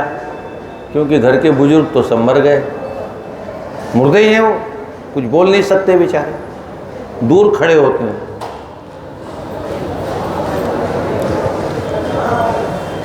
उनका हस्तक्षेप नहीं होता। 4-6 छोकरे हैं, वो जो मर्जी सो करें, उनको खुली छूट होती है। उनको अकल कितनी होती है? पहले बड़े लोग, चलो तैयारी करो, चलो मुहूर्त बीत रहा, तो डर लगता था तो फटाफट चलती थी गाड़ी। राधे राधे। तुपे शून्य परदाराश, पराई माँ बहन बेटी को बुरी नज़र से नहीं देखना चाहिए, पर द्रोह नहीं करना चाहिए, क्रोधा अनर्थ क्रोध नहीं करना चाहिए, अनर्थ असत्य भाषण नहीं करना चाहिए, अप्रियम किसी का अपकार नहीं करना चाहिए, द्वेषो दंभस्य माया च, किसी से द्वेष नहीं करना चाहिए, दंभ नहीं करना चाहिए। यह दंभ क्या है? जो हम हैं नहीं वैसा प्रदर्शन करना। जैसे हम साधु नहीं हैं, पर हमने पाखंड बना रखा है, झोटा बढ़ा लिया, कपड़े पहन लिए, तो साधु जैसे लगते हैं। व्याकरण में एक प्रयोग आता है, जटाभिस्तापसः, जटाओं से तपस्वी प्रतीत होता है, अक्षना काढ़ा है, आँख से काढ़ा प्रतीत होता है। तो ये है, ऐसे ही हम लोग भेषधारी साधु हैं, तो किसी का दंभ पूर्वक आचरण नहीं करना चाहिए। दंभ की उपमा बगुले से दी गई। बगुला दंभी होता है, एक पैर से खड़ा रहता है। ओहो, मानो तपस्वी तपस्या कर रहा है, शरीर बिल्कुल श्वेत सात्विक, कोई दाग नहीं है, पर उसका मन कितना गंदा है। ऐसे ही वर्तमान में जो पाश्चात्य सभ्यता है, पाश्चात्य संस्कृति है, वहाँ बाह्य चाकचिक्य तो देखने में आता है, पर भीतर गोबर भरा पड़ा है। घर भी साफ होना चाहिए, कपड़े भी साफ सुथरे होने चाहिए, और ऊपर से फिर वो थोड़ा फुसफुस डाल देते हैं तो और सुगंध पैदा हो जाए, पर भीतर विचार कितने गंदे हैं, आचरण कितना गंदा, खान पान कितना गंदा है, रहन सहन कैसा है, व्यवहार कैसा है। हमारी भारतीय संस्कृति में भीतर की सफाई पर ध्यान था, आधुनिक युग में बाहर की सफाई का ध्यान। बाहर चमचम होना चाहिए, दीवार में कहीं एक कील भी नहीं होना चाहिए कपड़ा टांगने के लिए, क्योंकि भद्दा लगेगा।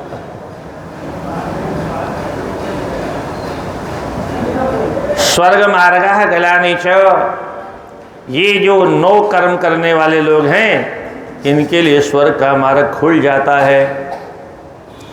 और फिर कहते हैं नवावश्यक कर्माणि कार्याणि प्रतिभासरम। 9 कार्य प्रत्येक व्यक्ति को प्रतिदिन करने चाहिए। कौन कौन से कार्य? स्नान संध्या जपो होम स्वाध्यायो देवतार्चन। स्नान, उसके बाद तुरंत संध्या, फिर तर्पण, जब फिर तर्पण, फिर होम। ये होम तो गायब हो गया। हमारे देश में प्रत्येक घर में कितना घी खर्च होता होगा। ब्राह्मण क्षत्रिय वैश्य तीनों के घर में नित्य प्रति अग्निहोत्र होता था। आज तो अग्निहोत्री जी का दर्शन नहीं होता। नाम बहुत है अग्निहोत्री जी, पर उनके घर में अग्नि ठंडी पड़ी हुई है। कभी बाप दादों ने अग्निहोत्र किया होगा, पर हमारे यहाँ तो प्रत्येक घर में अग्निहोत्र होता था। सोचिए कितना घी लगता होगा, हैं? आज घी का दर्शन नहीं होता। कभी कभी हवन होता है तो लोग कहते हैं आप लोग महाराज आग में घी झोंक दे, यहाँ घी खाने को नहीं है। हमने कहा भैया तुम्हारे जैसे पापी लोग जब से धरती पर आ गए तब से घी गायब हो गया, तब से गौ माता गायब हो गई। जब धर्मात्मा थे तो हमारे घर में तो प्रातःकाल अरबों टन तो घी घर में स्वाह हो जाता था। आज के 5000 वर्ष का राजा कहता है नैमी जनपदेस्तेनो न चौर्य न च मद्यप नाना हिताग्न न विद्वान न स्वेरी स्वेरिणी कुतः। मेरे राज्य में कोई भी झूठ बोलने वाला नहीं, चोरी करने वाला नहीं, कोई शराब पीने वाला नहीं, इसलिए शराब की दुकान कहीं नहीं। आज तो हम अपनी गारंटी नहीं ले सकते, अपनी औलाद की क्या गारंटी लेंगे। पर 5000 वर्ष पूर्व का राजा अपनी पूरी प्रजा की गारंटी लेके कहता है नाना हिताग्निर न विद्वान। मेरे राज्य में कोई भी ऐसा ब्राह्मण क्षत्रिय वैश्य का घर नहीं है जहाँ नित्य प्रति वेद ध्वनि न होती हो, जहाँ नित्य प्रति संध्या इत्यादि न होती हो, अग्निहोत्र न होता हो।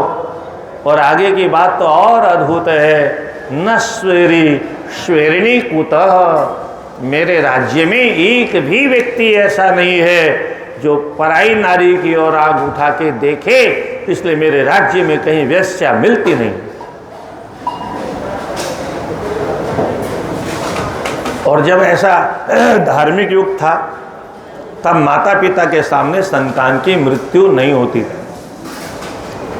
माता पिता के सामने उनको कंधा दे देना पड़ता था, आग नहीं लगानी पड़ती थी। धर्म का शासन होता है। तो फिर राम राज्य के बारे में तो लिखा है न राजा न च राज्यास्ति न दंडो न च दांडिकः धर्मेणैव प्रजा सर्वे रक्षन्ति स्म परस्परम। राम राज्य में कोई राजा नहीं था, कोई दंड देने वाला नहीं था। क्यों? बिल्कुल दंड का पात्र ही नहीं था। इसलिए किसी के हाथ में डंडा रहता ही नहीं था। फिर बोले प्रजा का संचालन होता कैसे था? बोले धर्मे नैव प्रजा सर्व, धर्म का पालन प्रत्येक व्यक्ति करता था। हमारा धर्म हमने पालन किया, आपका आपने किया, आपका आपने किया, प्रत्येक व्यक्ति अपने अपने धर्म पर चलता था, इसलिए किसी प्रकार की कोई समस्या पैदा होती ही नहीं थी।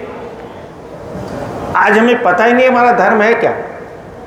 दुर्भाग्य हमारा देश है पर शिक्षा मैकाले की है, देश हमारा है, कानून अंग्रेजों का है, देश हमारा है, कपड़े भी विदेशियों के। क्या देश हमारा है, नाम भी इंडिया है। भारत और इंडिया का झगड़ा हो रहा है। बोले भारत कैसे कह दिया, ये तो इंडिया है। कैसी गुलामी है ये। इसलिए मैं कभी कभी कहा करता हूँ हमारे घरों में हिंदू बच्चे पैदा नहीं होते, ईसाई पैदा होते। आप लोग छोटे थे, सबके सर पर चोटी थी, कहाँ गई चोटी? कहाँ गई चोटी? जनेऊ कहाँ गई? ब्राह्मणों के घर में भी जनेऊ संस्कार नहीं होता, अन्यत्र तो सब गायब हो गया। इसलिए स्नान संध्या जपो होमो, पीछे एक श्लोक आया, स्नाताशी मलम भुगते ये जप पूय सोनेतम, बिना स्नान किए हुए जो भोजन करता है वो अपना मल खाता है। इतना कितना कितना बुरा लिखा हुआ है, पर जिसको मालूम ही नहीं बेचारा वो क्या करे। वो तो उठते ही बैठती चाहिए उसको तो है। स्नाताशी मलम भुगते यजप पूय सोणतम, बिना भगवान का भजन किए जो भोजन करता है वो पूय अथवा सोणितम, घोड़े का मवाद उसको पूरी कहते हैं, अथवा रक्त का भोजन करता है। और यह दाता विषम, बिना दान दिए जो भोजन करता है, यानी कुछ हिस्सा बिना निकाले जो खा लेता है वो तो जहर खाता है। और जो जहर खाएगा तो फिर उस शरीर में जलन तो करेगा ना। इसीलिए प्रत्येक व्यक्ति आज जल रहा है, हर व्यक्ति जल रहा है, हर व्यक्ति दुखी है, नाना प्रकार के रोग है। यही रोग और कोई रोग नहीं है कि हम दूसरे का हिस्सा खा लेते हैं। आप लोग कहते हो ना पहली रोटी गाय की और अंतिम रोटी तो गाय वाली भी लोग खा जाते हैं और कुत्ते वाली भी खा जाते हैं। जब कुत्ते वाली खाएंगे तो भों भों तो करेंगे ही करेंगे भाई। क्या कुत्ते वाला हिस्सा खाने के बाद में भाई भाई आपस में भूखेंगे नहीं तो और क्या करेंगे। दूसरे का हिस्सा खाओगे स्वभाव ऐसा ही बन जाएगा। इसलिए शास्त्रों को बहुत ध्यान से पढ़ना चाहिए। बार बार मैं कहता हूँ गीता प्रेस के ग्रंथ प्रत्येक घर में होने चाहिए और 2 घंटे कम से कम 24 घंटे में इन ग्रंथों को परिवार के साथ पढ़ना चाहिए, पूरे परिवार को सुनाना चाहिए। विश्वदेवम तथातिथ्यम नवमम पितृतर्पणम, वैश्वदेव ये आज बिल्कुल बंद हो गया है। हमारे गुरुजी करते थे, हम बच्चे थे उसमें हमने ध्यान दिया नहीं कभी। अब मन करता है सीखना चाहिए इसको पढ़ने के बाद में। आतिथ्यम, अतिथि की सेवा करना चाहिए। और 9वां कार्य है पितृतर्पणम, ये नित्य प्रति की नित्य नैमित्तिक कृत्य है। ये 9 गोप्यानि, 9 बातों को गोपनीय रखना चाहिए। कौन कौन सी 9 बातें? अपना जन्म नक्षत्र किसी को नहीं बताना चाहिए, अपना मंत्र किसी के सामने प्रकट नहीं करना चाहिए, ग्रह छिद्रम, घर में कोई दोष है तो किसी को नहीं बताना चाहिए, वंचनम, किसी को हमने कभी धोखा दिया है तो नहीं, आयु अपनी नहीं बतानी चाहिए, धन कितना है वह भी नहीं बताना चाहिए, और किसी ने अपमान कर दिया तो चुपचाप रहना चाहिए। क्या अपनी हंसी क्यों करवाना। तो ये, और अपनी स्त्री इसको भी गोपनीय रखने का काम है। न प्रकाश्यानि सर्वथा, सब जगह इनका प्रकाश नहीं करना चाहिए। न वेतानि प्रकाश्यानि रह पापम कुत्सितम, और ये 9 बातों को जरूर प्रकट करना चाहिए। उसमें सबसे पहला काम है, जीवन में कभी हमसे पाप बन गया हो तो जरूर कहना चाहिए, और हम कभी नहीं कहते। सब अपने अपने पापों को हम लोग छिपा के रखते हैं। परिणाम क्या होता है? पाप का ब्याज बढ़ते बढ़ते पाप की गठरी बहुत विशाल हो जाती है। और हम लोग जब इस लोक से ऊपर जाते हैं तो गठरी के बोझे के कारण वो नदी में डूब करके वैतरणी नदी में ही राधे राधे हो जाते हैं, आगे नहीं जा पाते।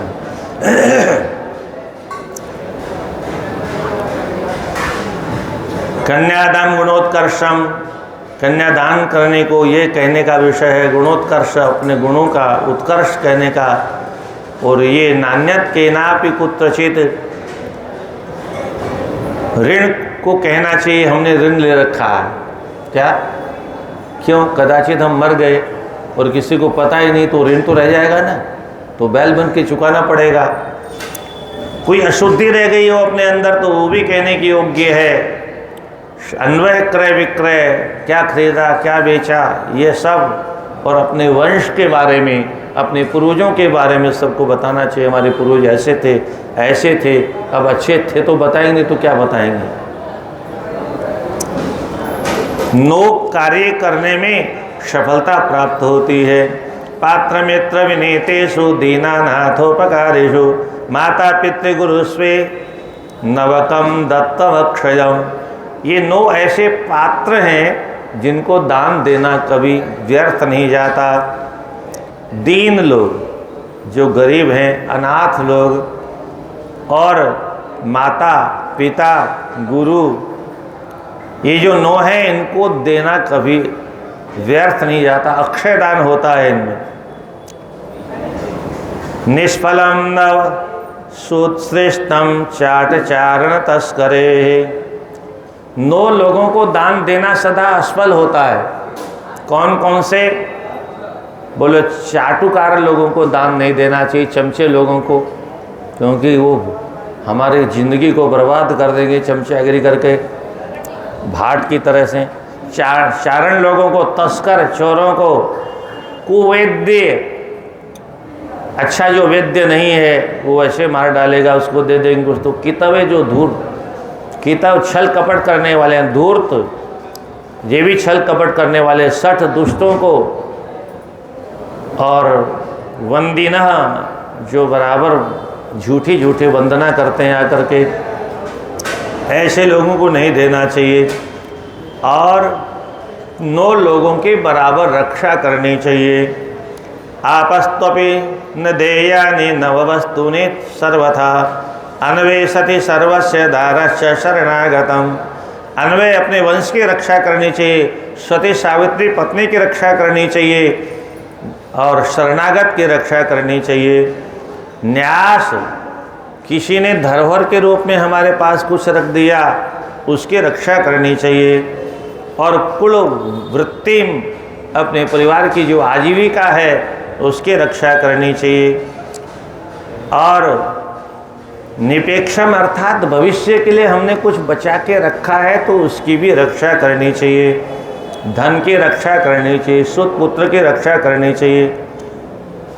यो ददाति समूढ़ात्मा प्रायश्चित्ते विशुध्यते। इनको दूसरे को जो दे देता है, जो रक्षणीय है, इनको दूसरे को देने वाला, उसको प्रायश्चित करना अनिवार्य है अपने पाप का। इस प्रकार से 81 गुण कहे गए हैं। और 9 कर्म हमको स्वर्ग पहुंचाने वाले हैं। कौन कौन से? सत्य सोच महिषा च क्षांत्र दानम दयादम अस्तेमिंद्रिया कोच सर्वेशम धर्म साधनम। सत्य बोलना आज के युग में बहुत कठिन काम हो गया है, क्योंकि झूठ ही लेना, झूठ ही देना, झूठ ही भोजन, झूठ चबेना, सब कुछ झूठ ही झूठ हो गया है। पहले कोर्ट कचहरी में कभी झूठ बोलने के लिए कोई कहता था तो लोग कहते थे भैया हमको अपना परिवार पालना है, हम झूठ नहीं बोलेंगे। और अब कहते महाराज राधे राधे, भैया गर्दन गिर जाएगी नीचे, झूठ नहीं बोलेंगे तो फिर परिवार पालेंगे कैसे? उल्टा हो गया। शौच, पवित्रता से रहना, मनसा वाचा कर्मणा, तीनों तरह से सोच पवित्रता से रहना, और आज ये बहुत बड़ी समस्या हो गई। स्नान किया हमने शुद्धता के लिए और वहीं पर हमने अंडे वाला शैम्पू लगा लिया, तो हमारा तो सोच समाप्त हो गया, अशुद्ध हो गए, अपवित्र हो गए, अब मंदिर जाने लायक नहीं रहे। और सोच की व्यवस्था तो व्यासपीठ से भी गायब हो गई।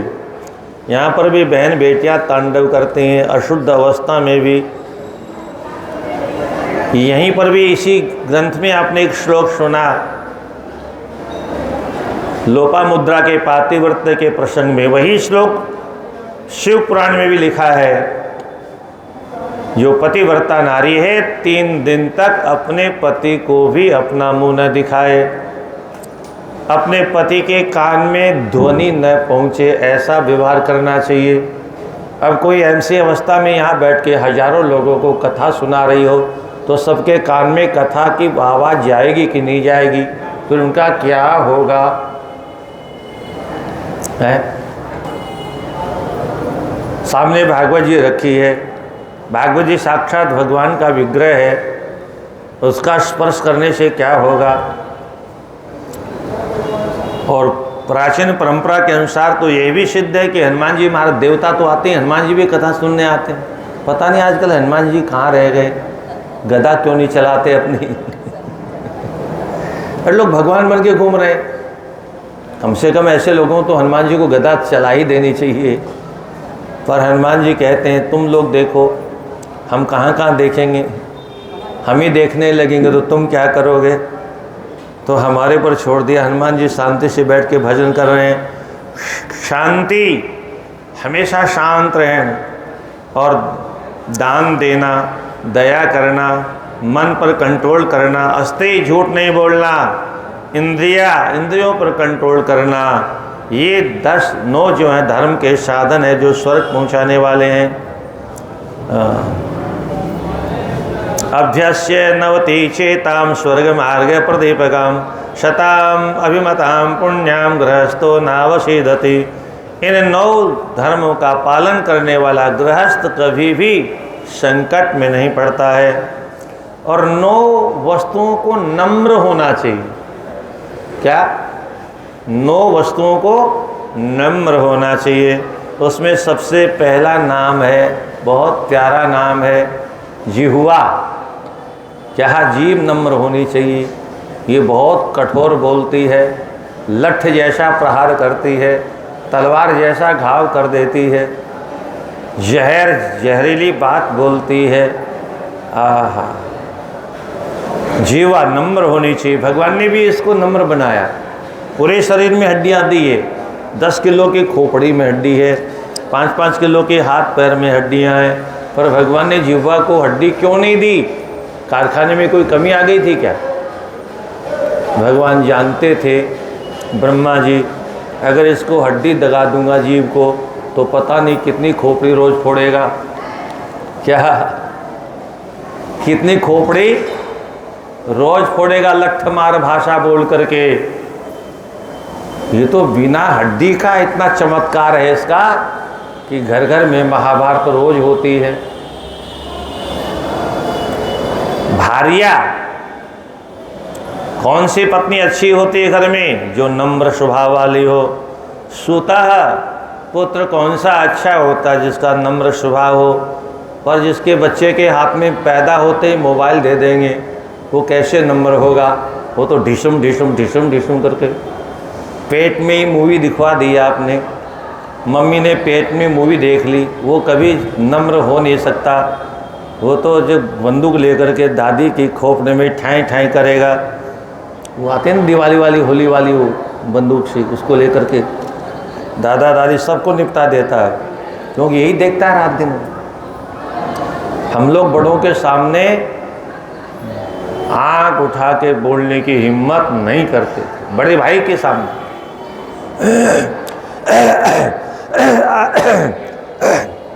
आज भी बड़े भाई के सामने कुर्सी पर बैठ नहीं सकते हम लोग। पर ये संस्कार कहाँ है? सब गायब हो गए। दास जो सेवक है वो नम्र हो। समाश्रिता, हमारे आश्रम में रहने वाले यस्यते विनयाढ्याश्च तस्य सर्वत्र गौरवम। ये 9 जहाँ नम्र होते हैं उसका गौरव, उसका यश, उसकी कीर्ति दिग दिगंतर तक फहराती रहती है। और 6 दोषों का त्याग करना चाहिए। ये 6 दोष कौन से? पानम, वो पान की दुकान वाला नहीं, वो बोतल वाला, हाँ उसको नहीं पीना चाहिए। और दुर्जन संसर्ग, सज्जनों का संग करना चाहिए, दुर्जनों का संग त्याग देना चाहिए। और पति का त्याग करके दूर रहने वाली पत्नी, हाँ ये कभी न कभी जीवन में दोष आ जाएगा। आज लोग नौकरी तो करते हैं, पर ये नौकरी के कितने दुष्परिणाम कभी कभी होते हैं, बहुत खतरनाक होते हैं। विरहोटनम, अपने पति के विरह में रहने वाली पत्नी न जाने कब पतित हो जाए। कुसमय में आने वाला स्वप्न, अन्य ग्रहवास, दूसरे के घर में निवास करना। और नारीणाम दूषितानि सत, अपनी पत्नी का कोई दोष हो तो वह भी इस प्रकार पतन के कारण है।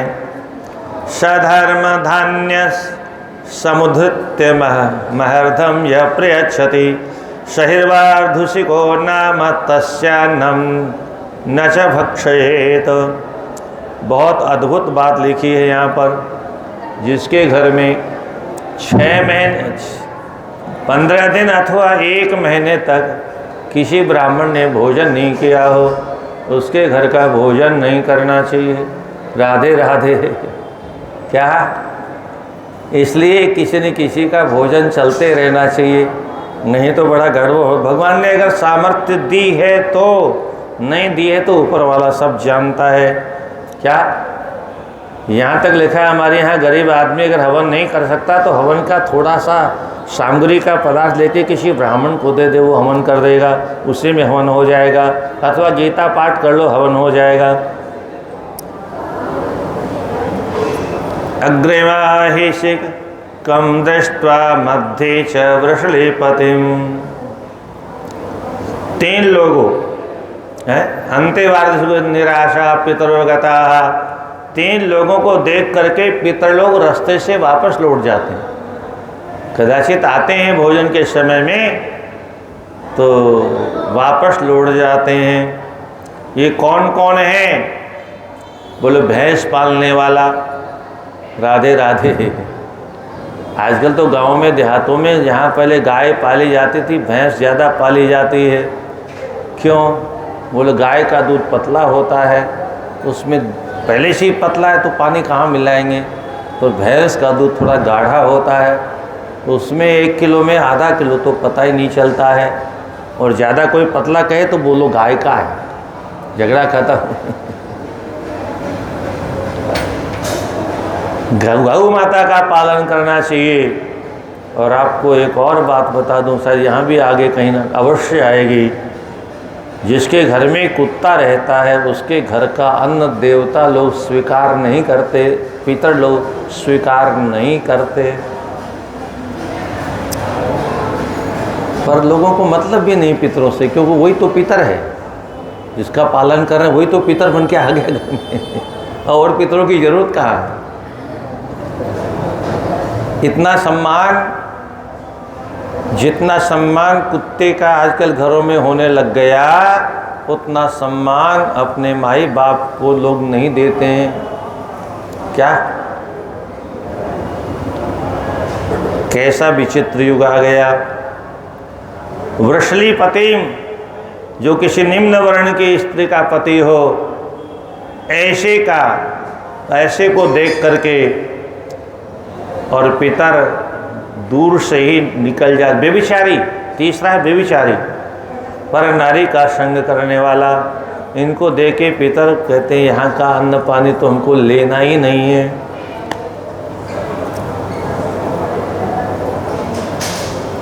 विद्या विनय संपन्ने श्रोत्रे गृहमागते।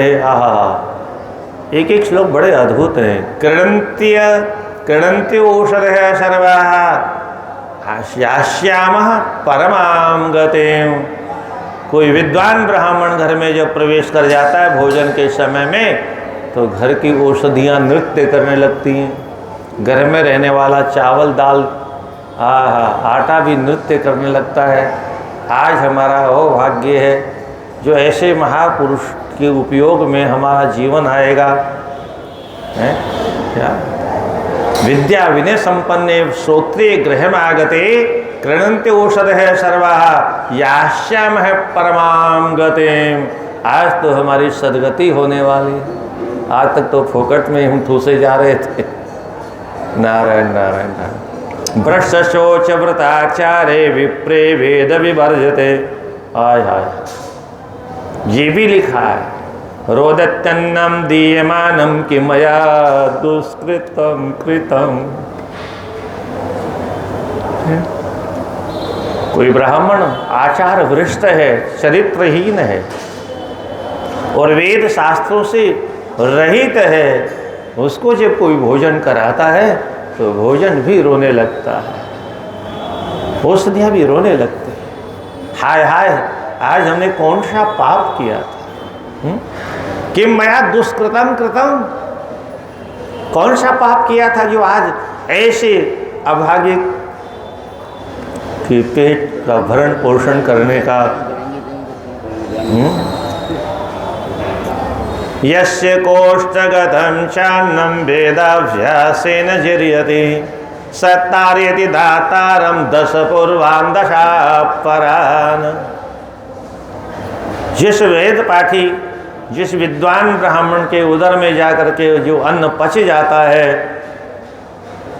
अन्न देने वाले दाता की 10 पीढ़ियाँ, पहले की 10 पीढ़ियाँ, ऊपर वाले पीछे वालों की 21 और खुद आप 21 पीढ़ियों का उद्धार हो जाता। नवस्त्रीणाम वपनम कार्यम। माताओं को बाल नहीं कटवाना चाहिए, बहुत दोष माना गया। कदाचित बहुत जरूरत पड़ जाए तो 2 अंगुल की चर्चा यहाँ पर है। सर्वान के सा समुद्रत्य छेदय द्वंगुलम, 2 अंगुल की निसंकेत किया है। राजा वा राजपुत्र वा ब्राह्मणो वा बहुश्रुतः अकारित्वा वपनम प्रायश्चित्तम विनिर्दशेर। कोई राजा अथवा राजपुत्र अथवा कोई ब्राह्मण बहुश्रुत, जिसने बहुत सुना है, वो भी ऐसा अगर पाप करते हैं तो उनको प्रायश्चित करना चाहिए।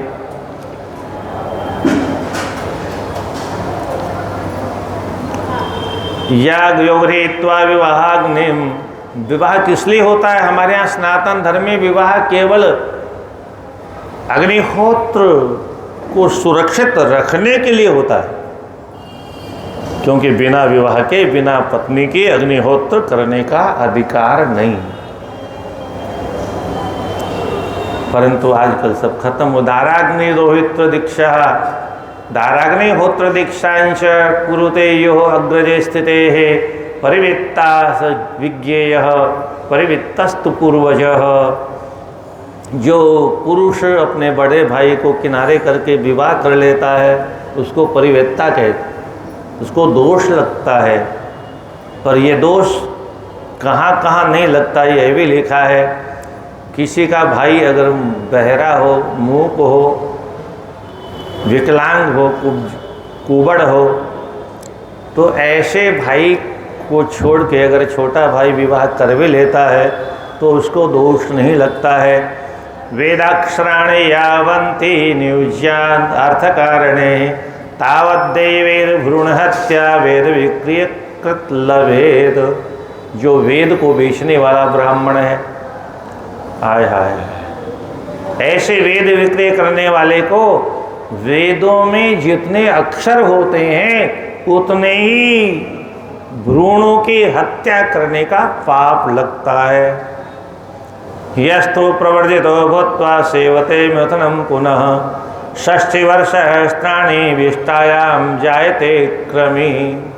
साधु सन्यासी होने के बाद, घरवाली का त्याग करने के बाद अगर किसी को घरवाली बना लिया तो 60,000 वर्षों तक राधे राधे विष्टा में कीट बनना पड़ता है। कैसा कैसा लिखा है। और इन शास्त्रों को कदाचित हर व्यक्ति पढ़ता होता हमारे देश में, तो इतने पाप होते देश में। मेकाले की शिक्षा नीति को तो 47 में आग लगानी थी, पर क्योंकि जिसके हाथ में सत्ता थी वो खुद विदेश में पढ़ के आया था, इसलिए यहाँ की संस्कृति से उसे बहुत घृणा थी।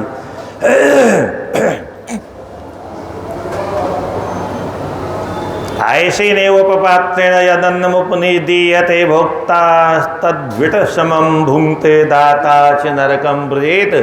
लोहे के पात्र में जो भोजन करवाता है, करने वाला भी क्या खाता है? बोले भोजन नहीं खाता है, वो विट भुक, वह विष्ठा का भोजन करता है। और दाता च नरकम व्रजेत, देने वाला राधे राधे हो जाता है। आजकल तो हम सब लोहे में ही खाते हैं। स्टील क्या है? लोहा ही है, उसका ही शुद्धांश है।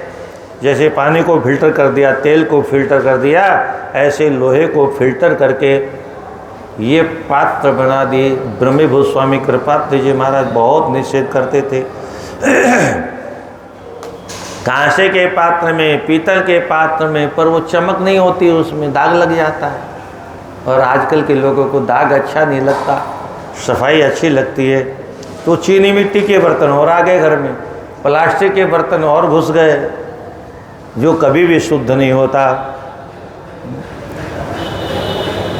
पानीय पायसक्षम घृतम लवणमेव च हस्तदत्तम न गृह्णीया तुल्यम गोमांस भक्षणे है। पानी, जल, पायस, खीर और घी और लवण कोई हाथ में दे तो नहीं लेना चाहिए, वह गौमांस के बराबर होता है। राधे राधे, समाधि भगा दे।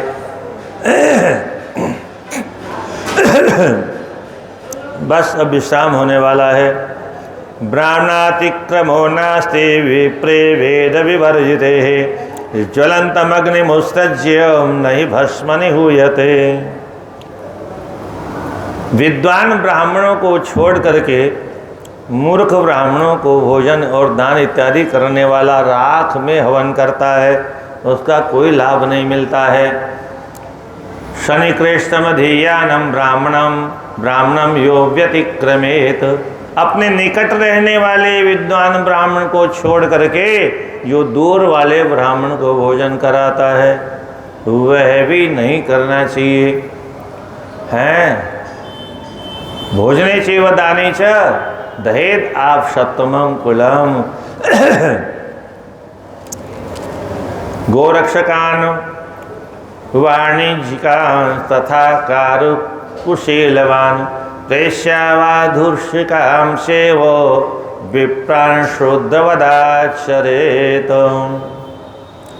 गाय का पालन करने वाला, वणिक, व्यापारी, व्रतधारी, शिल्पजीवी, नटवृत्ति करने वाला और सेवा करने वाला, सूदखोर, ये ब्राह्मण, इन ब्राह्मणों के साथ में शूद्रवत व्यवहार करना चाहिए। और माँ देहीति, कोई दान कर रहा है और बोले बस मत करो दान, अरे राम राम, दाता दान दे और भंडारी का पेट फटे।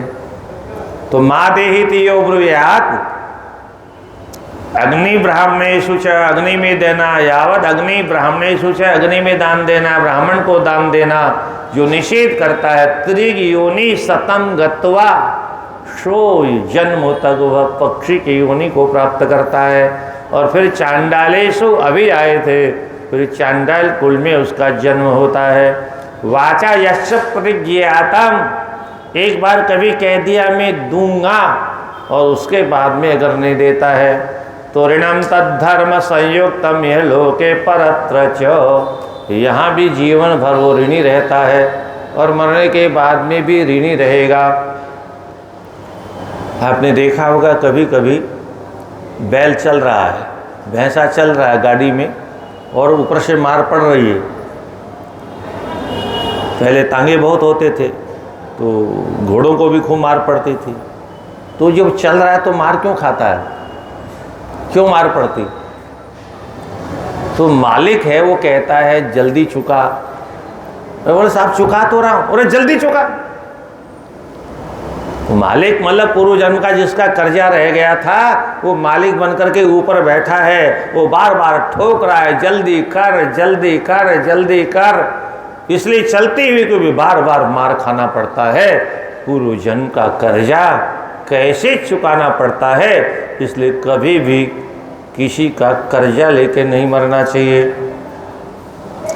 तो अद्भुत है शास्त्र सज्जनों, इन शास्त्रों का पठन पाठन प्रत्येक घंटे। एक ग्रंथ पूरा हो जाए दूसरा चालू कर दो, दूसरा पूरा हो जाए तीसरा चालू कर दो।